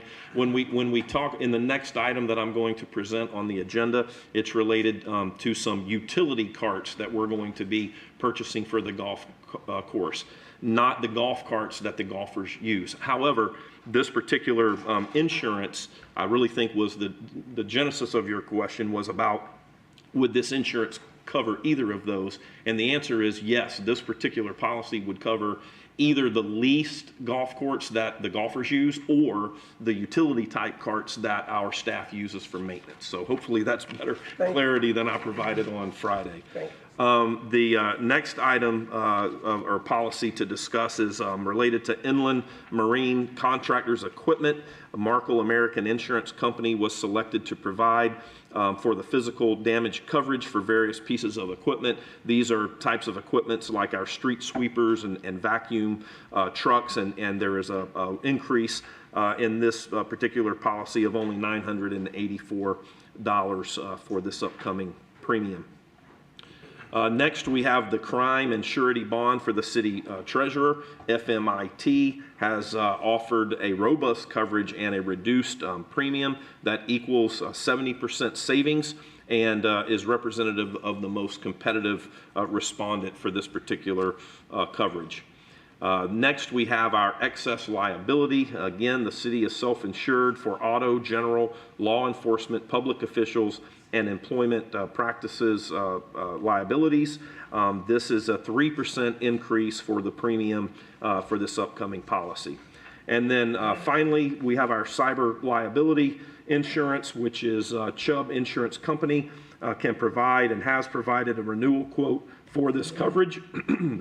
This is inclusive of network security and privacy liability, data breach fraud, and internet media liability. Chubb was able to offer a renewal quote this year where other entities were unable to obtain this type of coverage for the city at all. It will represent a $34,119 increase for the upcoming year's policy. So it is recommended that the City Commission approve renewing the various different policies and providers as presented, and all of which will have an October 1, 2022 effective date. That completes the presentation. I will stand for questions, and we also have Joyce Diaz in the room, our Director of Risk and Purchasing, and Joyce can assist as well. First of all, there's a motion for approval and a second. Second. Second from Commissioner McLeod, and discussion by commissioners. Questions? Commissioner Music. Is it for the areas that we are self-insured? I imagine that's common for municipalities of our size to be self-insured. Yes, up to certain limits, and so kind of like in the excess that we discussed. They have a reinsurance we're insured above that. but we have a reinsurance above. Yes, sir. Thank you. Commissioner Walker. Just want to make sure I'm doing right and looking at my city attorney, because just becoming past president of FLC, I'm still serving the board for FMIT. So items 1, 2, and 5 are part of what I know we'll vote on at our next meeting too. So do I have to recuse myself? Yeah, that's not a problem for this, no. Good, making sure. Thank you for doing I that, don't need to sir. be in the paper anymore. Yeah. Any other comments by commissioners or questions? Any from the audience at all on this? Joyce, thank you for your complicated work on this. in getting that done, and Gallagher certainly was working through it with us. Okay, so Commissioner Walker. Excuse me. Aye. Aye. Aye. Yes. Aye. Okay, and that for a voice vote was just done individually. Okay, so for 5B. Yes, I wonder what you said. Yeah, that's right, 5B. Mr. Mayor, thank you for recognizing Joyce, and Joyce, great job on this. This is a big work product Yes. that her and her staff undertake every year. Emily Colon was also involved in the management of the process, and it's gone very smoothly this year, so we appreciate staff for that. The next item that I have is a recommendation regarding the purchase of Cleveland Heights Golf Course maintenance equipment and an appropriation that's needed to do so. The request is that the city would purchase maintenance equipment for the golf course instead of renewing the current lease agreement. The types of equipment that I'm referring to includes mowers, heavy-duty utility carts, and I made that differentiation a moment ago. Also spreaders, trailers, and rollers that are used to roll the greens at the golf course. The equipment is recommended to be replaced due to the high hours on the equipment and the age of these particular units. Based upon current interest rates, purchasing the equipment versus leasing, which is what we have previously done, will realize a savings for the city of a little over $94,000. The purchase will be via a state contract from Wesco Turf, also from Beard Equipment Company, and also from Global Turf. The purchase cost for the equipment is $430,259. This will be purchased through the issuance of an internal loan. Debt service for those loan payments are included in the operating budget of the golf course. And so it's requested that staff be approved and authorized by the commission to purchase this equipment and to authorize an appropriation that's corresponding with the amount presented. Move to approve. Motion to approve by Commissioner Reed, and a second from Second. Commissioner McLeod. Discussion by, or questions by commissioners? I think it's a wise move, and it allows us to be able to save money in what's already in the budget, so positive. Any from the audience? Seeing none, all those in favor signify by saying aye. Aye. Opposed, same. Unanimously passes. And then you have a verbal, sir. If I have, thank you, Mr. Mayor, for a couple of verbals.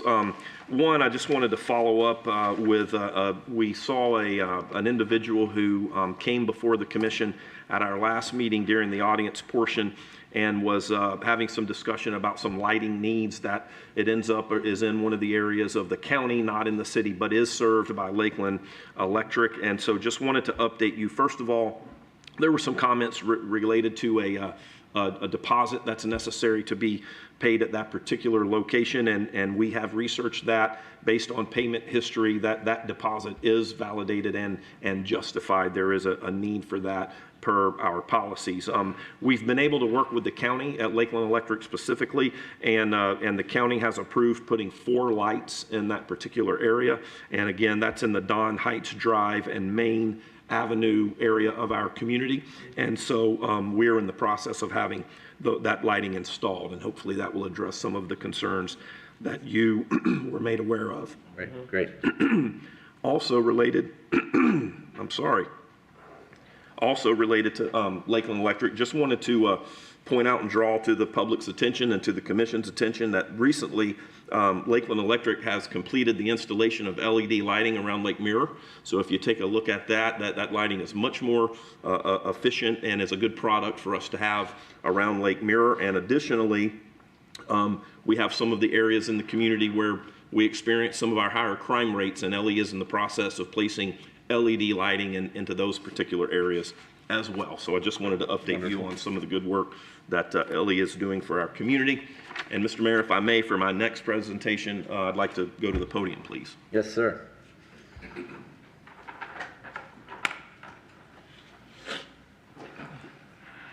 And I would ask that our interim airport director, Chris Hallstrand, join me at the podium. All right.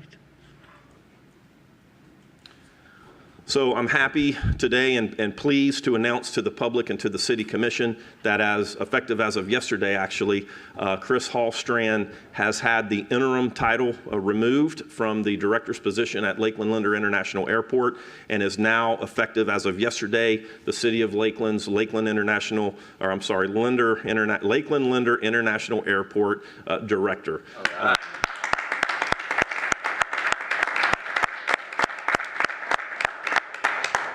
Chris has served in the interim position now for just over 6 months, and that has given not only myself, but the commission and the community and our stakeholders and customers at the airport an opportunity to witness the type of professionalism that Chris brings to the position. And so it certainly justified this permanent promotion, and I'm pleased to do so here this morning. Chris has over 20 years of airport management experience, so well experienced in the field, and that includes over 5 years where Chris worked with our former airport director that everyone's so familiar with, Gene Conrad, and Chris was a part of all of the success that Gene and the staff out there brought to the airport. In Chris's past experience, she has served as an airport director previously in Wisconsin, and very important to many, and certainly to me. I also want to recognize 14 years of service in the Air Force, serving as a C-130 crew chief. And so those who have been able to interact with Chris have really experienced that professionalism. As everyone is aware, we've been having a lot of discussions about passenger air service to Lakeland Linder, and most of the folks that I think have interacted with Chris related to that discussion have really seen the depth of Chris's knowledge, and I think more importantly for the future of Lakeland Linder, Chris's vision for the diverse economic impact and engine that we have at the airport. And Chris has had discussions with me where she has guaranteed me that we will continue to remain diverse in the services that we offer out there and the customers that we serve. So with that, I want to congratulate Chris Hallstrand, the City of Lakeland's Lakeland Linder International Airport Director. Congratulations, Chris.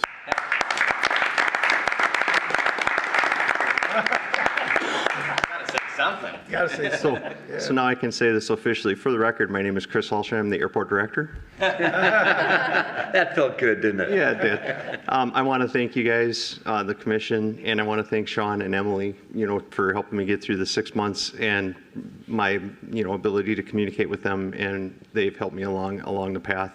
But most importantly, I want to thank the team back at the airport. I have one of the most phenomenal teams in the city, is what I would hold them against anybody in the country, actually. So without the team, we don't have a dream, and we're very fortunate to have a hell of a team at the airport. So thank you. Great, thank you very much.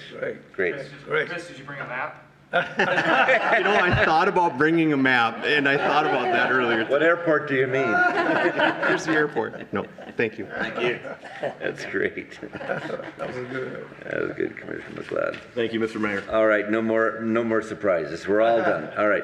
That's a wonderful, wonderful announcement. Okay, that brings us to 6, City Attorney C1, which we actually did already. I'm sorry. So 7A, Finance Director. Finance Director, actually. Yep. All right, good morning. We have appropriation to increase legal fees. During fiscal year 22, City experienced an increase in the number of legal matters, particularly in the area of litigation filed against the city that the City Attorney's Office was required to defend. This litigation involved the defense of complex legal issues related to employment matters, federal claims arising out of the code enforcement issues, and other civil rights claims, as well as union matters on behalf of both Lakeland Electric and Fire. As a result, there was an increase in costs being paid out to outside legal counsel for their expertise in defense of these claims. The original legal department budget for fiscal year 22 was $241,196 related to legal fees. However, as the end of the fiscal year approaches, City Attorney's Office is required to true up its legal fee budget to what is anticipated as a final expenditure of approximately $525,494. Therefore, it's requested that the City Commission authorize an appropriation in the general fund in the amount of $284,298 from the unappropriated surplus of the general fund for fiscal year 22, specifically related to the increased costs for the outside legal counsel fees for the defense of the city in these various legal matters. All right. There's a motion to approve in a second, and then comments by our city attorney. As Mr. Brozart indicated, a lot of this is a result of an uptick in litigation. He mentioned some civil rights litigation. We've had an employment lawsuit that's been going on for a number of years now that's ramping up towards a trial that's very expensive. We had a code enforcement matter that required the expenditure of significant sums. And as I mentioned on Friday, whenever we get a lawsuit in, I mean, one of the first things we look at is, are we responsible, or is there some kind of reasonable opportunity to settle this before we start running up the clock on, the meter on attorney's fees.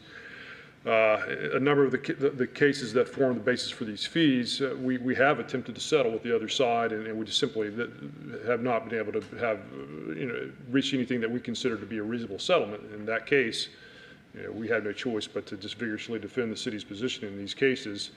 I would point out that the code enforcement matter that Mr. Brozart mentioned was one of those where we were way apart on the proposed settlement.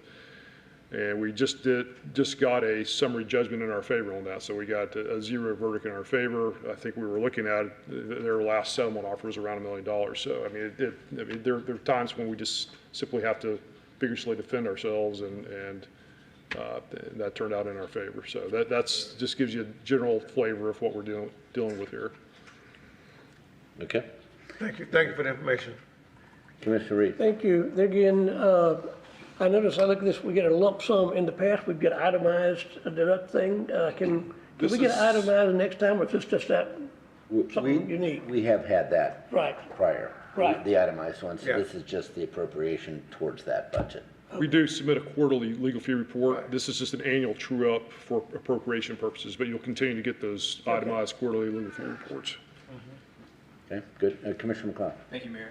Palmer, in terms of budget projections on this, I'm sure that's difficult to try and, the past isn't necessarily an indicator of what you will spend next year, but just, can you share with us, how do you that process, when you're looking at next fiscal year and potentially beyond? And we've had that discussion with the commissioners on an individual basis, and are actually increasing the amount in our upcoming budget for outside attorney's fees to what we feel is a more reasonable, realistic amount.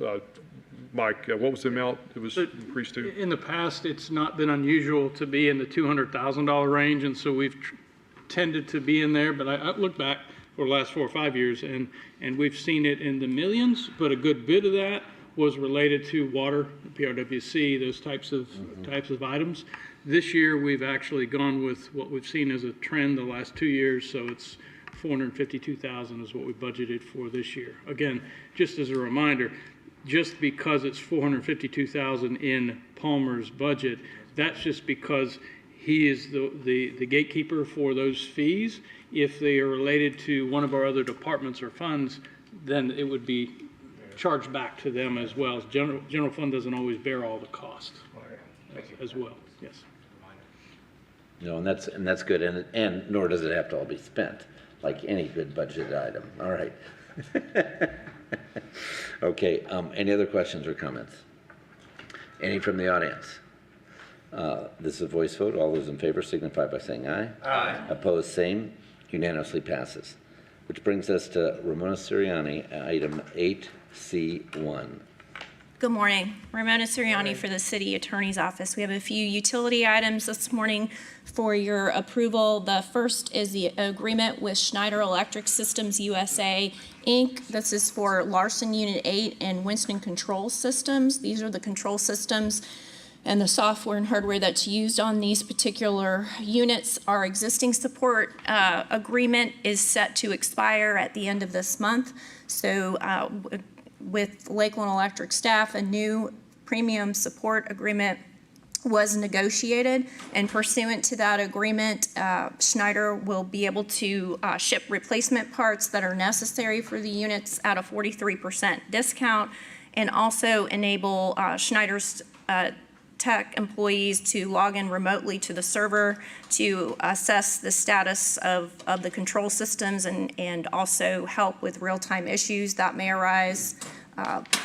The Lakeland Electric's control group is actually had recommended this as a sole source purchase because Schneider is the original equipment manufacturer of the software and the equipment utilized for these two, for the units.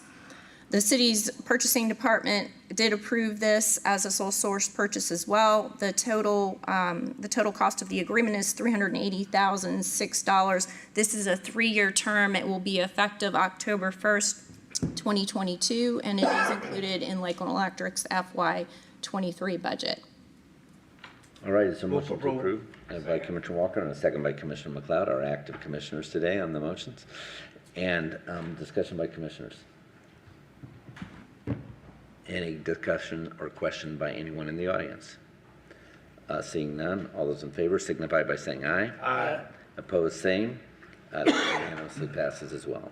Item number 2. The second item that we have is a change order. It's change order number 1 with Chattanooga Boiler and Tank Company. This is a change order to the existing agreement we have with Chattanooga. This is for the purchase of 2 field fabricated lube oil tanks for our RICE project. One of those tanks is a 10,000-gallon lube oil storage tank, and the other one is a 6,000-gallon lube oil maintenance tank. These tanks will be used for containing the oil that goes into the RICE unit, as well as a tank to store that oil during maintenance of the engines. On July 18th, 2022, you previously approved an agreement with Chattanooga. That was for the field fabricated heat recovery tanks. While city staff did go out for an invitation to bid for a little bit of a different tank, these would be shop fabricated tanks. Once we received bids back for those, we realized that they were not able to meet the city's needs. So staff took a look at what Chattanooga could offer, and instead of the shop fabricated tanks, Chattanooga was able to furnish these 2 additional lube oil tanks. They will, upon approval, they will commence on the design and manufacturing of the 2 tanks, which are set for on-site installation in February of 2023. The initial price for those 2 tanks was $472,482. Again, we've seen this over and over in recent, due to market conditions. City staff is requesting to have a contingency amount of 5%, or equivalent to $23,624, which brings the total cost to $496,106. That's to just make sure that we can have the additional budget if it's needed to pay for all the materials that go into this, because when we receive the initial price, by the time it comes to the commission for approval, there's a lag time. So that additional contingency price is being built into that. This is included in Lakeland Electric's budget for the RICE project, which was funded through the city's energy system revenue bond. We'd ask for your approval for this. Move approval. Motion to approve and a second by Commissioner Madden. Discussion by commissioners. Educationally, shop fabricated versus field fabricated differences. So the shop fabricated is not done on site. That's something that Chattanooga would do, just in layman's terms. And the field fabricated, I think, is more a cost-effective way of doing it, and we would do it on site. But David Holdner can probably give you a much more technical explanation of that. Thank you. David Holdener, project manager. Yeah, shop fab, normally these tanks, because of their size, they should be more efficiently designed and fabricated inside a shop. Here after COVID, we're just seeing some really, really weird stuff. And the companies here, and then 2 of them locally, they just didn't respond to the bid. They weren't giving us what we needed. They weren't including all of our options. And so these should have been tanks that we should have been built, put on a truck, called a site, lift up with a crane, and set them down, and then piped them up and insulated them, and we would have been good. But that just wasn't happening, and that's when we had to go to the field fab. The field fab, the problem with that one is obviously you have weather delays that could cause you delays. You're doing things in the field. I mean, You have to have people come in to work on it. I mean, there's all those kind of things. So the preference would be shop fab, you know, but unfortunately it just was not working out. We had 2 separate attempts where we tried that and it just didn't work. Does that help? Gotcha, that's wonderful. And there's not a vulnerability with welds, more of a vulnerability with welds? No. The API standards that hold the oil tanks still remain in both tanks, and they still have to be met. They'll still be non-destructive tested. We'll still do hydros on them. All that there will still be the same, whether they're shop fabbed or field fabbed. Great. Thank you, Mr. Oldham. Yes, Mr. Music. Is it under pressure? No, they're atmospheric Okay, tanks. so but it's just the volume of it, it's not a pressure issue, right, yeah. right. Okay. What's the dimension, roughly? The tank's about 12 feet in diameter, about 25 feet tall for the 10,000 gallon, and they're about 20 feet in diameter and 15 feet tall for the 16,000. Okay, thank you. Appreciate that. Yep. All right, any other discussion or questions? Any from the audience? All those in favor signify by saying aye. Aye. Opposed, same. Unanimously passes. And that is your, oh, you have one more item? Yep. Yes, I'm sorry, 3, yes. The last item that we have is an agreement with Trees LLC. This is for our annual line clearance services for Lakeland Electric's energy delivery operations. The goal pursuant to this agreement is to clear approximately 400 distribution line miles over a 3-year period in order to cover the 1,200 miles of distribution line miles that Lakeland Electric has. The city's existing line clearance agreement with Burfors is set to expire on September 30th of this year. Based on that expiration, the city's purchasing department issued a bid. We received a number of responses to that bid. Upon evaluation, Trees LLC was selected as the most responsible bidder. Although the initial bid price that was offered by Lewis Tree Service was at a lower cost, when a detailed evaluation was done by staff, it looked at the labor rates that were provided were below market, and that is kind of an indicator to staff that could hinder performance, as well as Lewis took several exceptions in its bid response that would impact overall cost, including Lakeland Electric's response time in restoration and dealing with new construction projects. The estimated cost for the bids that you see there, 320 miles where our vehicle accessible distribution clearance, the cost is composed of 320 miles that would be vehicle accessible distribution clearance, and then 80 miles of manual climbing distribution clearance. The total cost for FY 2023 is estimated at $4,277,120. That would be a 3-year agreement. It would be effective October 1st, 2022, and continue through September 30th, 2025. It has 2 additional 1-year options of renewal, as well as the Trees LLC also included in its bid pricing for FY 24 and 25, their firm bids, and with an estimated increase of approximately 3% increase year over year. So that is to be held firm for the 3-year term. Move approval. Motion to approve. Second. And a second from Commissioner Music and Commissioner Walker. Question. Not regarding the actual bid offer, but certainly wanted to ask either Mr. Beckham or Mr. Curry, how are we doing with the tree trimming? I know sometimes we get calls about, trimming it and how it's going in some parts of our city, but are we on schedule? Are we still keeping up with what has been scheduled to be done?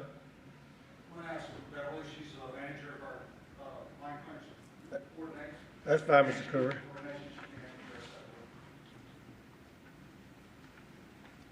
Good morning. Yes, indeed, we are a little behind on our schedule, but with the new vendor, we hope to catch up and get back on track. So are we going to use the new person company to come in and finish up where we may be behind, or at this time, because we're approaching October 1? Is that what's going to happen with Tree Incorporated being the Yes, ones sir, we'll assign the work that we didn't finish in fiscal '22 to the new vendor. But do you feel because confident? excuse me? Oh, go, no, you go ahead. I was going to explain because the contract agreement with Burford had expired, we can't utilize them to continue on the property. Well, do you feel confident that the new company will be able to get us back on schedule? Or that's what we plan to be scheduling for what's behind and moving forward? I hope to be confident. Yes, we don't need the calls, yeah. We're needing a workforce with very specific skill sets, and that's the challenge, is trying to find employees who can line up to do the work. Okay, thank you. And are payments made as the work is performed? In other words, this is an up to amount? The payments made after the work is completed and inspected so that it meets our qualifications and specifications. What happens in a hurricane on some of these lines that they would be doing anyway? During a hurricane, we exempt the vendor from the required mileage on the quarterly or biannually basis so that we can focus on getting everyone restored. Okay. So it's an automatic shift out of the contract into that mode of the hurricane cleanup, FEMA tract? Yes, there's a clause in the contract so that in the event of a hurricane, the penalties are waived so that they can participate in the restoration rather than focusing on the maintenance. And are they obligated in a hurricane scenario to work on our lines? Oh, absolutely. Okay. They're not allowed to leave our property without our consent. Yeah. Right, or go to somewhere else, assuming these teams are here? Right. We often release them after we've completed restoration to our customers because there's needs in other areas. Okay. Commissioner Reed. Thank you. And you may have answered my question, but I'm asking a different way. In the event we have a hurricane and they're working full staff, are you allowed to hire local vendors to assist them, or is that as long as they have the insurance and stuff like that, or what's that? Well, that would be difficult on the fly. Of course, they'd have to comply with the insurance requirements through the risk department. But the answer to that is no, we usually have other vendors in the line clearance, other line clearance vendors come in to assist us during hurricanes. That you've already pre-approved?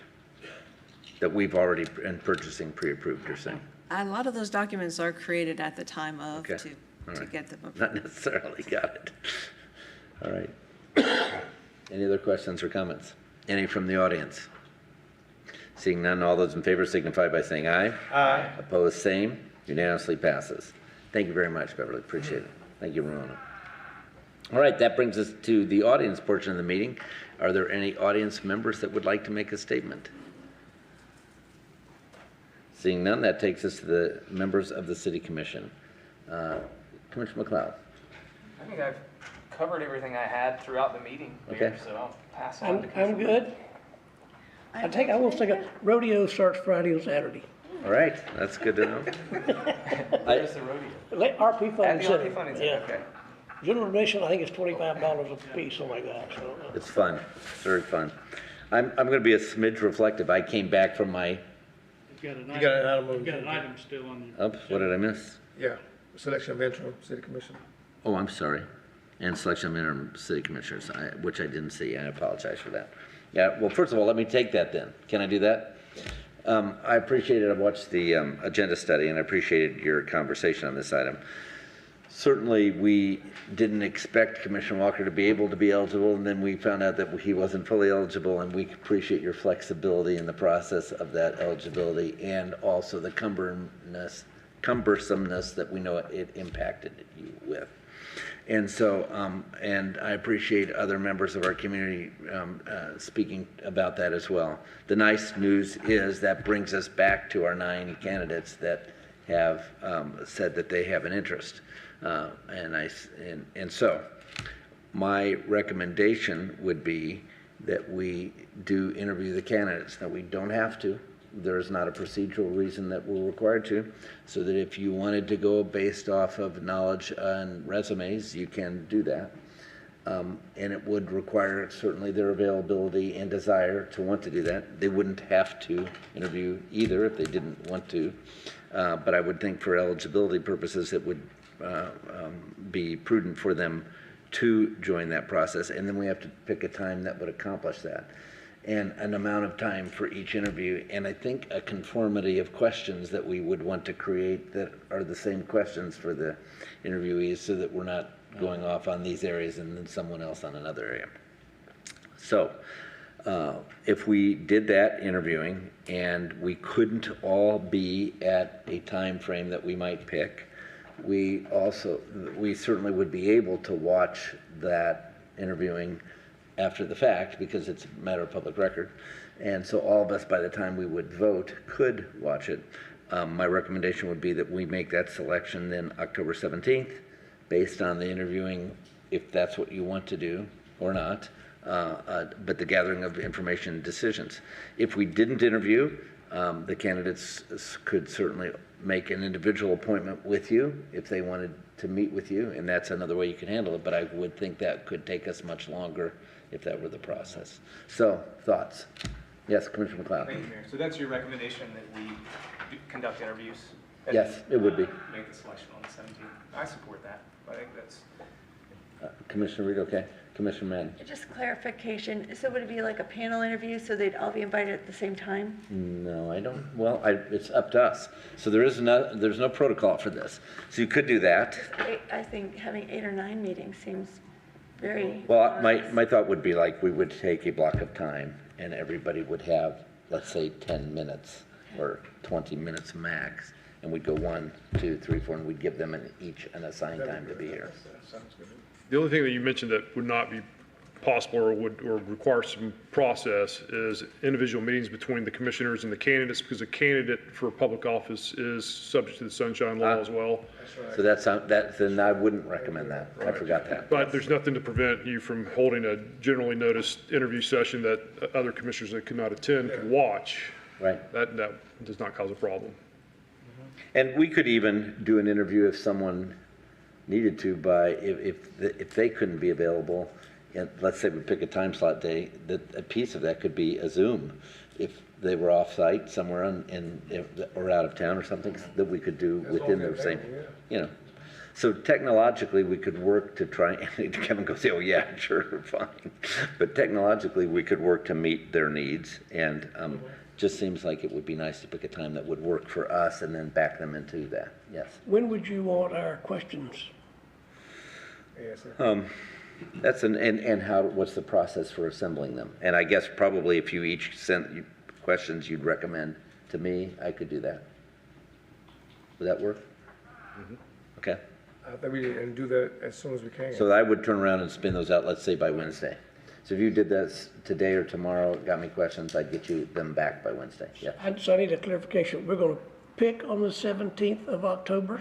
We'd make our decision. Or we're going to have to do everything prior to that? We would have the interviews prior and make our decision at the October 17th meeting. And then, and you're with us through 11/7, or actually, what is the? Technically 11/6. 11/6, okay. 7th, you sent the new commissioner. Right, okay. And the other value of this is, if we make the decision on October 17th, then we can drop into, they can start their department head meetings, they can start to do their orientation before they ever get started, which we all know is very valuable. Yes. In the process. I'm trying to read your mind, I can't see what you're saying. Well, yes. We definitely, as we've talked about, need to have interviews. I think that's going to be wise. I think that my concern would be if we're too flexible, right, and we have people coming and doing. We all know when we were running, which this isn't running, this is an appointment, but we all know when we're running that there are things all of the time that we have to do. We can't hit all of them. But this is a difficult job. It requires us to be places when we probably could stand to be somewhere else. Yes. So I don't necessarily have an interest in making it long or too open, right? I mean, say here's kind I of our agree. window. No, I think frankly that we determine a time that works for us. That's right. And then they need to work into that slot. And if it were difficult for them, that's really why I mentioned the Zoom. Let's say they were out of town. Okay.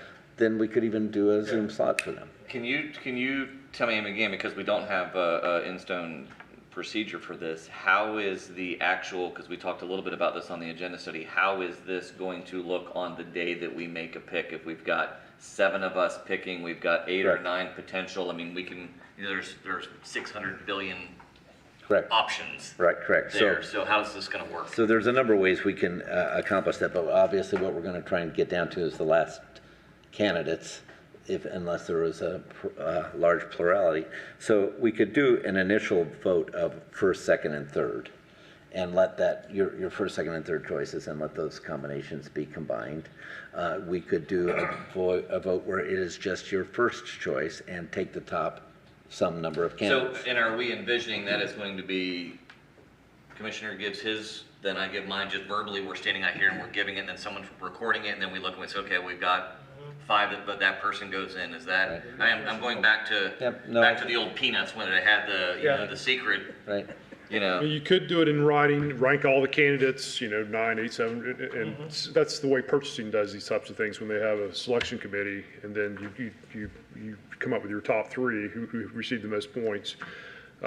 It can be done in writing, but there's no anonymity, so whatever you submit, everyone can see how you rank the candidates, and who it was that was doing the ranking. So that's one approach, is to simply rank them all from 9 to 1, and then select your top 3, and then go from there. Your ranking is a process that I know that we use even with FLC when you have different candidates come before us for presidency. And just like you said, Mr. Davis, we rank, and then who is least, just, I hate to use the word toss, but that's, they buy out. Shortlisted. You're shortlisted, right? Stay on the positive side. The most, let's say you take the top 3. Let's say we did a ranking, we did the top 3, and then we work through those. That's how we normally do, yeah. Commissioner Reed? Thank you. There again, I'm open to what the commission wants to do. Of course, again, I would prefer we have our discussion and our voting per se preliminary on the agenda study, so we could discuss it a little bit more so in private. Still going to be, but it still be within the general public. But we could have a little bit more informal dialogue per se, and we'd each pick 3, and then we would call that to whatever we need to do. Would you take the whole, recommend we I'd take the whole list, and then we would pick 1, 2, and 3, or maybe 1 through 5, I don't know. And then we would start with, the Palmer would do a synopsis on who was number 1, number 2, then we could work our way down till we get to number 1. But finish the whole process during the study? On Friday, do we announce on the following Monday? Well, you would have to make this selection at a publicly noticed meeting where the public has the opportunity to comment. So you couldn't do it at agenda study. It would have to occur on the 17th. Monday the 17th, yeah. Well, you would know, we wouldn't know who we picked. Well, but he's saying nonetheless, it has to be a public forum. Right, okay. And agenda studies are not that. Right. Well, they're publicly noticed, but the public does not have a technical right to comment, and they do have to have the ability to comment on this process in your So the selection. general public will, once we say we want so-and-so, they may jump up and holler boo and throw rocks and tomatoes at us.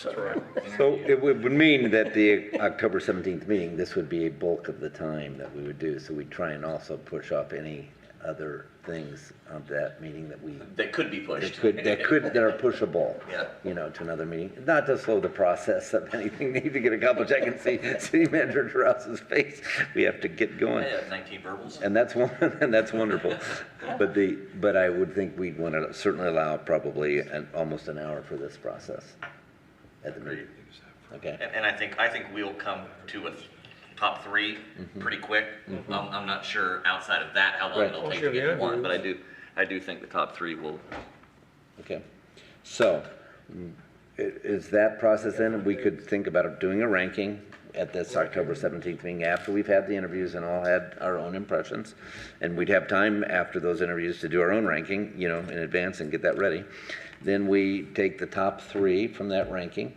And those are the 3 that we would then make a final decision from. There may be a chance I won't be here on the 17th, but I'll be here on the Friday before that. So, yeah. Okay. Okay.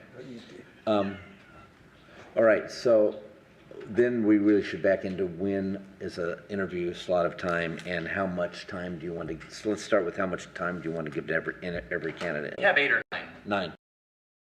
Was Commissioner Walker? No, Oh, 8, that's right. You're absolutely right. So we have 8. So that is 10 minutes enough I time? think 10 minutes should be the max. I would think 15 there, if, how many questions we're gonna have, if they're, they may talk 15 minutes on one question. Or we give them 3 minutes to answer a question. I'm trying to think about doing the interview at 10 minutes with a 5-minute break in between, which would give us the flex to have more time, but then that could provide an unfair advantage for one person or another. So it needs to be a hard time. So what do you think, 10 or 15 minutes? Probably, is that the range we want to be in? I think 15 max. Max, yeah. Max. 15? Do we think we can accomplish in 10?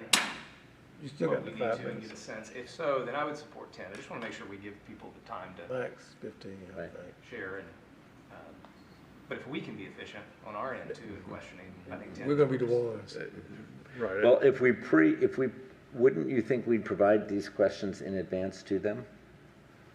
Yea or nay? Yeah, that's where I was going. It's hard for me to envision being able to accomplish all this in that time period if we're asking different questions.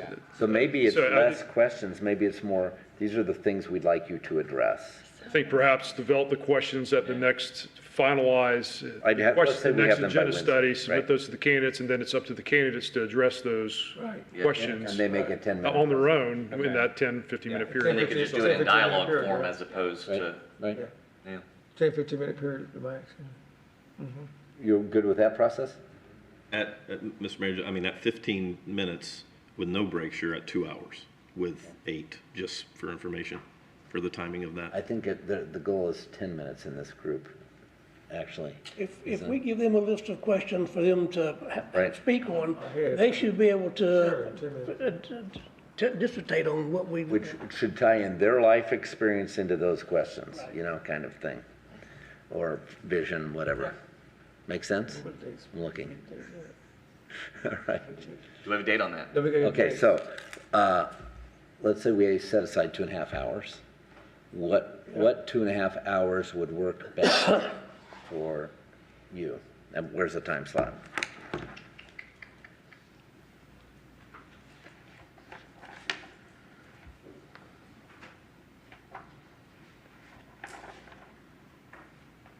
So it's not going to be this week, so, correct? So are you in the 26th, the week of the 26th? Man, it's tight. Mayor, are there dates that you have? Because I know your calendar. I'm going to watch the interviews. Because I'm not, unless they're this week, I have to watch the interview. Okay. Monday the 26th is what you're suggesting? What's Monday, the 26th look like I'm asking, yeah. Fine. for everyone? So the way that, I'm just trying to think of how this all will work. The one thing the city commission can't do is have a dialogue back and forth on the questions. So it would just have to be each of you unilaterally submitting your questions. And Right. we would forward those on to the candidates Right. for their consideration. And then they would, of course, just respond at the interview time. Right, unless you want to wait until the next agenda study and at that point finalize the questions so that there is dialogue amongst the city commission as to what the questions should be. Well, and if we're really talking about points we want them to consider discussing, they wouldn't necessarily even have to answer all those points. In other words, I could go on my own and if I'm providing a presentation, that's just the thing I want to emphasize. So these are really, is a guiding conformity if you want to know what we're wanting to hear from based on the questions that came in. And here's the points and the aspects to include, and that's up to them. We don't respond or comment to any of those things, we just listen. That's your point. Sure, right. Correct, okay. Is So it's there- very controllable. Is there a possibility we could discuss some questions right now? Because what he's saying is that as we submit our questions, there's no consensus apparatus between now and, so we would all randomly be submitting them. And I'd compile them. And I think what I would probably get, Commissioner Well, McCall. I was going to say, I would trust the mayor to take our questions and develop a final list as the leader of the commission. I think we could spend a lot of time trying to develop consensus on questions, but I think that's a role, if you are. I'm willing to very game serve with in that. Yeah, And sure. I think we'll have some of the same, we may have some different ones, but that's just, Is he, That's my view on is that, he too. able to do that, according to Palmer? We kind of do the He's a same, commissioner. we did kind of the same thing, you know, with the Lakeland situation, you know, we did that, remember? That's putting him in a position to look at all of our questions and then decide. I'm sorry. So I was just curious, so if we all submitted them to the mayor, that sounds like what you were saying was problematic. with regard to It's censorship. problematic if there's dialogue amongst the commissioners. If there's just, each of you unilaterally submit your questions to Tracy. the mayor, he just Tracy. serves as a clearinghouse to send them out to the candidates. That's not a sunshine issue. But could he make any modifications or? If That done? that's something that y'all want to authorize him to do, yes. Because there's no dialogue at this point. I'm going to try and unify the points of interest, you know. Yes, Commissioner Music. On the 17th that we're looking to make that decision, is that a date that we have We can create a date we want. put ourselves into? What do you, yeah, because what are you thinking differently? No, I was just curious as I'm looking through the calendar because, you know, I think that the great thing about us either talking about questions now or talking about them in an agenda study, we do get to banter back and forth. We do get to build on a question that Commissioner Madden may say, which would be nice. Not that, you know, not that sending them individually and having you tweak and combine is a problem. I'm looking if we've put ourselves in this window that we have to get it done by, are we hurting the process at all by doing that? And I'm just throwing that out. well, October 17th is my last official date too for commission meeting. Yeah. Which would be nice. That's, I don't have another commission meeting be available. Okay. We could have a call meeting too, a special meeting too, if we needed it. Good, that's right. Okay, so if the process would be you'd get me the questions today or tomorrow, after you've spent some time thinking about it. I'll work on finalizing those Wednesday. And then I'll sit down with Palmer to make sure that, you know, they look good. And then that would be communicated out to the candidates. The question then is, when is the best time slot? It doesn't have to be the following week. It could be the week of the 31st. Is that better for you, Mayor? Or is it irrelevant? It's irrelevant. So, I'm sorry, so it can be the week of the 3rd, the week of the 26th, the week of the 3rd. What works best for you all? I could do the 26th or the 6th. Is Monday good, first of all? Is that Yeah, or Monday. a month, yeah. a Monday? Okay, so, 26th is, Are we talking about it like an 8 We have a.m.? LEDC. yeah, would you like an 8 a.m. start to this? I guess an afternoon meeting. An 8 a.m. start? So just for perspective, the next agenda study is Friday, September 30th. So you could at that time meet and discuss your questions. And then once there's consensus on that, forward those to the candidates and then hold the interviews subsequent to September 30th. And that would give you a fair amount of time between then and your decision-making day on October 17th.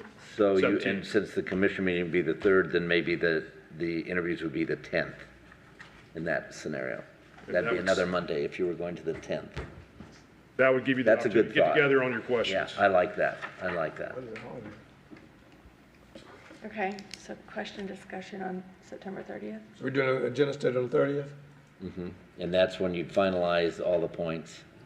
And then we'd do the interview, and then you have the 3rd meeting. And then the 10th could be the interviews. And then selection on the 17th. And then selection on 17th. And the interview, It's the what, 10th. 10 what? The 10th. Does that work for you? 10:10? At 10:10 at 8 a.m. 10:10, 8 a.m. And no decision is going to be made at that time, so it's perfectly acceptable for someone to view that remotely, because the decision is going to be made on the 17th. That's the only requirement for in-person attendance. Do you like that process? I think that's good. Yeah. 30th and 3 and 10, gotcha. Gotcha. Okay, excellent. And that gives you all your public notice needs. We could do it in the little room, can't we? We could do them in the little room, sure. I think it'd be more effective. Well, yeah, We use the conference room. On which day? Everybody agree? That for the 10th, for 10:10. For 10:10 would be the conference room. Is that available? Well, may not be. That's right. Okay, it is available. Okay, good. All right. Just trying to make sure. Now, because I've circled around here a little bit, are we still looking to send questions, or are we just holding them and developing and then talking about them at agenda I think study? we should send and then work from that. I think we should. So you'll have it, I would too. and give you, that gives you more time to get them to me Yeah. by Thursday, let's say. Do you want to just send your questions to me, and then I will compile them, and then when we're Okay. preparing the next agenda, I'll just I love forward it that, out I with just the don't want it to agenda. build our other bill up, you know, I'm cheap. I just try to avoid any kind of I love it, sure, send them to procedural Palmer. issue. Send them Palmer. And they may not be only a question, they could be a directive. I would like you to tell us how Yeah. you would do X, Y, Z, you know, or whatever that might be as an interest of yours. And so, you know, that's part of what you could send Palmer. He'll consolidate it. And then we can have the discussion. Okay. All good? Anybody in the audience has a tweaking suggestion? Certainly, sir. Yes. Come on, can you come up, Sam, and just really fast? Just because this is a process we haven't ever done, so we're very willing to hear. Let me say good morning to the commissioners. I'm Dr. Sam Simmons, and I'm one of the 8 candidates.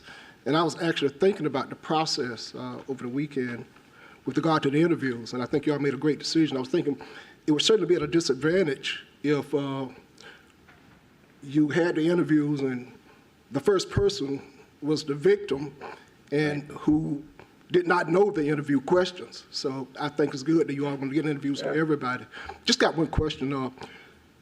Would that be any back and forth, or would the interview questions or directives just simply go out and then the candidates, excuse me, respond to those questions or directives? It would have to be, wouldn't it? I mean, we couldn't do a back and forth because we No, would you blow can't. the time. But you could go outside of them.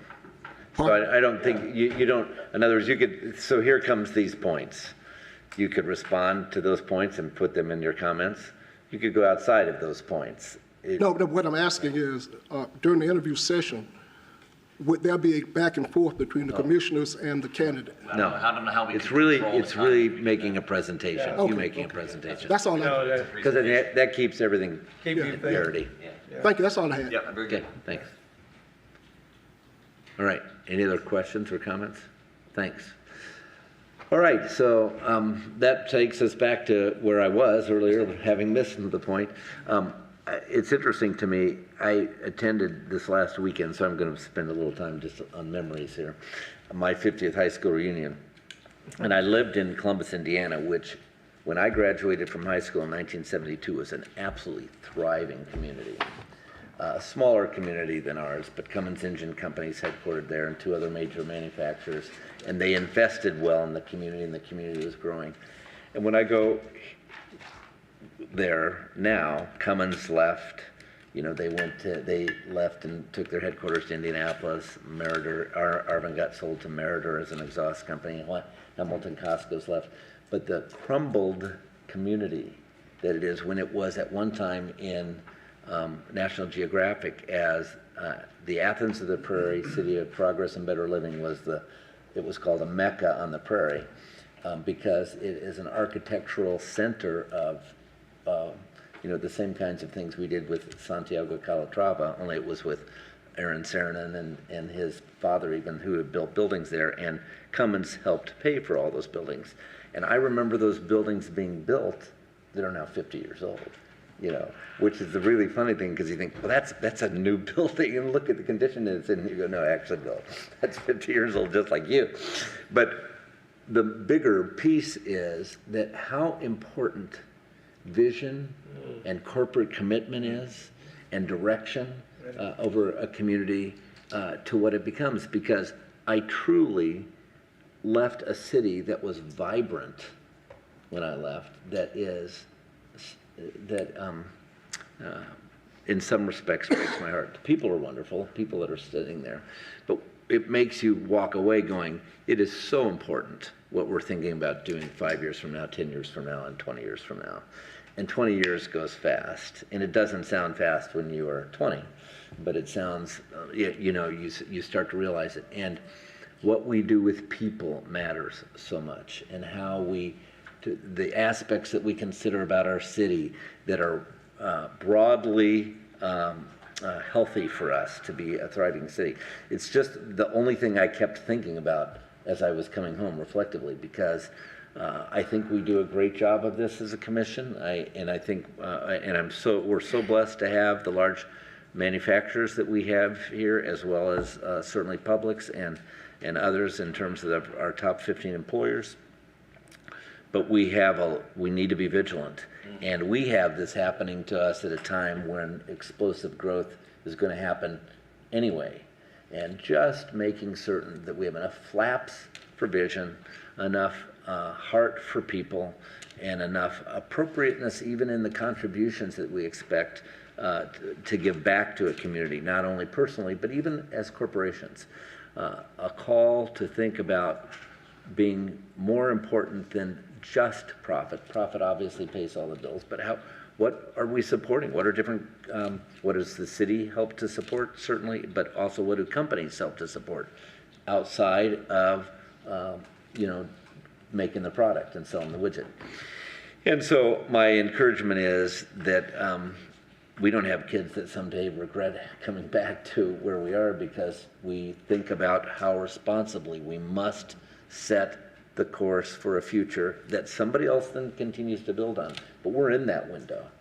And I remember the decisions that were made after I left and in that city, and it hurts my heart. And so I hope that that's never something we ever have to deal with here. So a little reflective moment, but I want to have some benefit from it as well. Commissioner Music. No, I think the age where you can reflect is something else. And as I have citizens come and talk, I think one thing that I really try to get across to them is intentionality. It's not throwing darts at a board and just making a decision that way. And I know that when you're not involved in the discussions, the back and forth, the meetings, and you just see a result at the end, a vote yes or no, you tend to maybe not look at it, maybe you look at it a little more calloused and not as intentional. So that's where I'm always kind of trying to impress on people is, listen, we're very, very intentional. You may not agree with all of it, but trust me, Good. We're very intentional. So good. Thank you. Thank you. You had a good time. Yeah, it was How was great. the weather? Hot. Yeah. It was cooler here. Yeah, I'm not kidding. Figure. So I used that to my advantage. Don't worry. Well, you Commissioner Walker. mentioned, Mr. Mayor, about our children and the future, and wanted to make sure they want to come back or be a part of what where they grew up. But you got to make sure they also have a place where they want to stay. Mm-hmm. Because I left. As you know, we were the same age. We talked about our 50-year celebrations. I had mine back in December. But when I left at a time was very, it was a cumbersome time, with integration that just hit, and it was not good. So I promised myself I'd never come back to Lakeland when I left. But, here we are. So we got to make sure that we still do those things that would want to make sure we're inclusive. Yeah. And make sure we understand community, not sectors, but community, which is the whole. Yes, sir. So you want to make sure that we do that moving forward. But let's be reminded, next Thursday is our grand opening donor reception celebration for the Lakeland History and Culture Center. Finally is open. Hopefully you all have been by and witnessed some things. And I tell you, it's a nice thing to have here in our city. As we know, other cities our size or larger have a place that they can go and reap the harvest to see how that city was evolved, and different ones that helped make that happen, and different things that went along. So make sure we know about that. It's next Thursday, the 29th at 6 o'clock in the evening for those, of course, donors and those that participate in making this become a reality. I was this past Thursday and Friday at League of Cities for the what we call the legislative policy committee meetings that abut session time as we go into 23 session time on state level. And there's 2 more. They usually have about 3 different meetings to look at what issues are and the priorities of issues that affect, local government. And that meeting, of course, again, was Thursday and Friday. There's another one on October 7th, but I won't be to make that one because of a personal commitment. Then there's another one in December. And I'm saying that because as we move into selecting someone to become interim commissioner, we need to continue to keep someone. And I'm glad to know that our mayor has put his name in the hat to be a part of the FLM, which is Florida League of Mayors. And hopefully we'll have you seated on that board to keep Lakeland as involved. And by being on that board, you also know what's going on with the other things of FLC, Florida League of Cities. So we'll make sure that we can continue. I said it before and we'll continue to say it. We need to make sure we got Lakeland at the seat. You are our inspiration, sir. Keep us there. And a high bar. And so thank you for that. And as, again, I missed the next meeting of October 7th, but hopefully we'll have someone ready to go to the final meeting in December. And of course, there's a conference in November. I think, and Commissioner Mann, I'm looking at you because I think you've been there at the legislative conference before, where you come and you look at all the priorities and all the issue-related situations that may confront local government that get passed on to a state level. So I want to make sure we got those things in mind, okay? That's it for me. All right, thank you. Any other items? If not, then we are adjourned.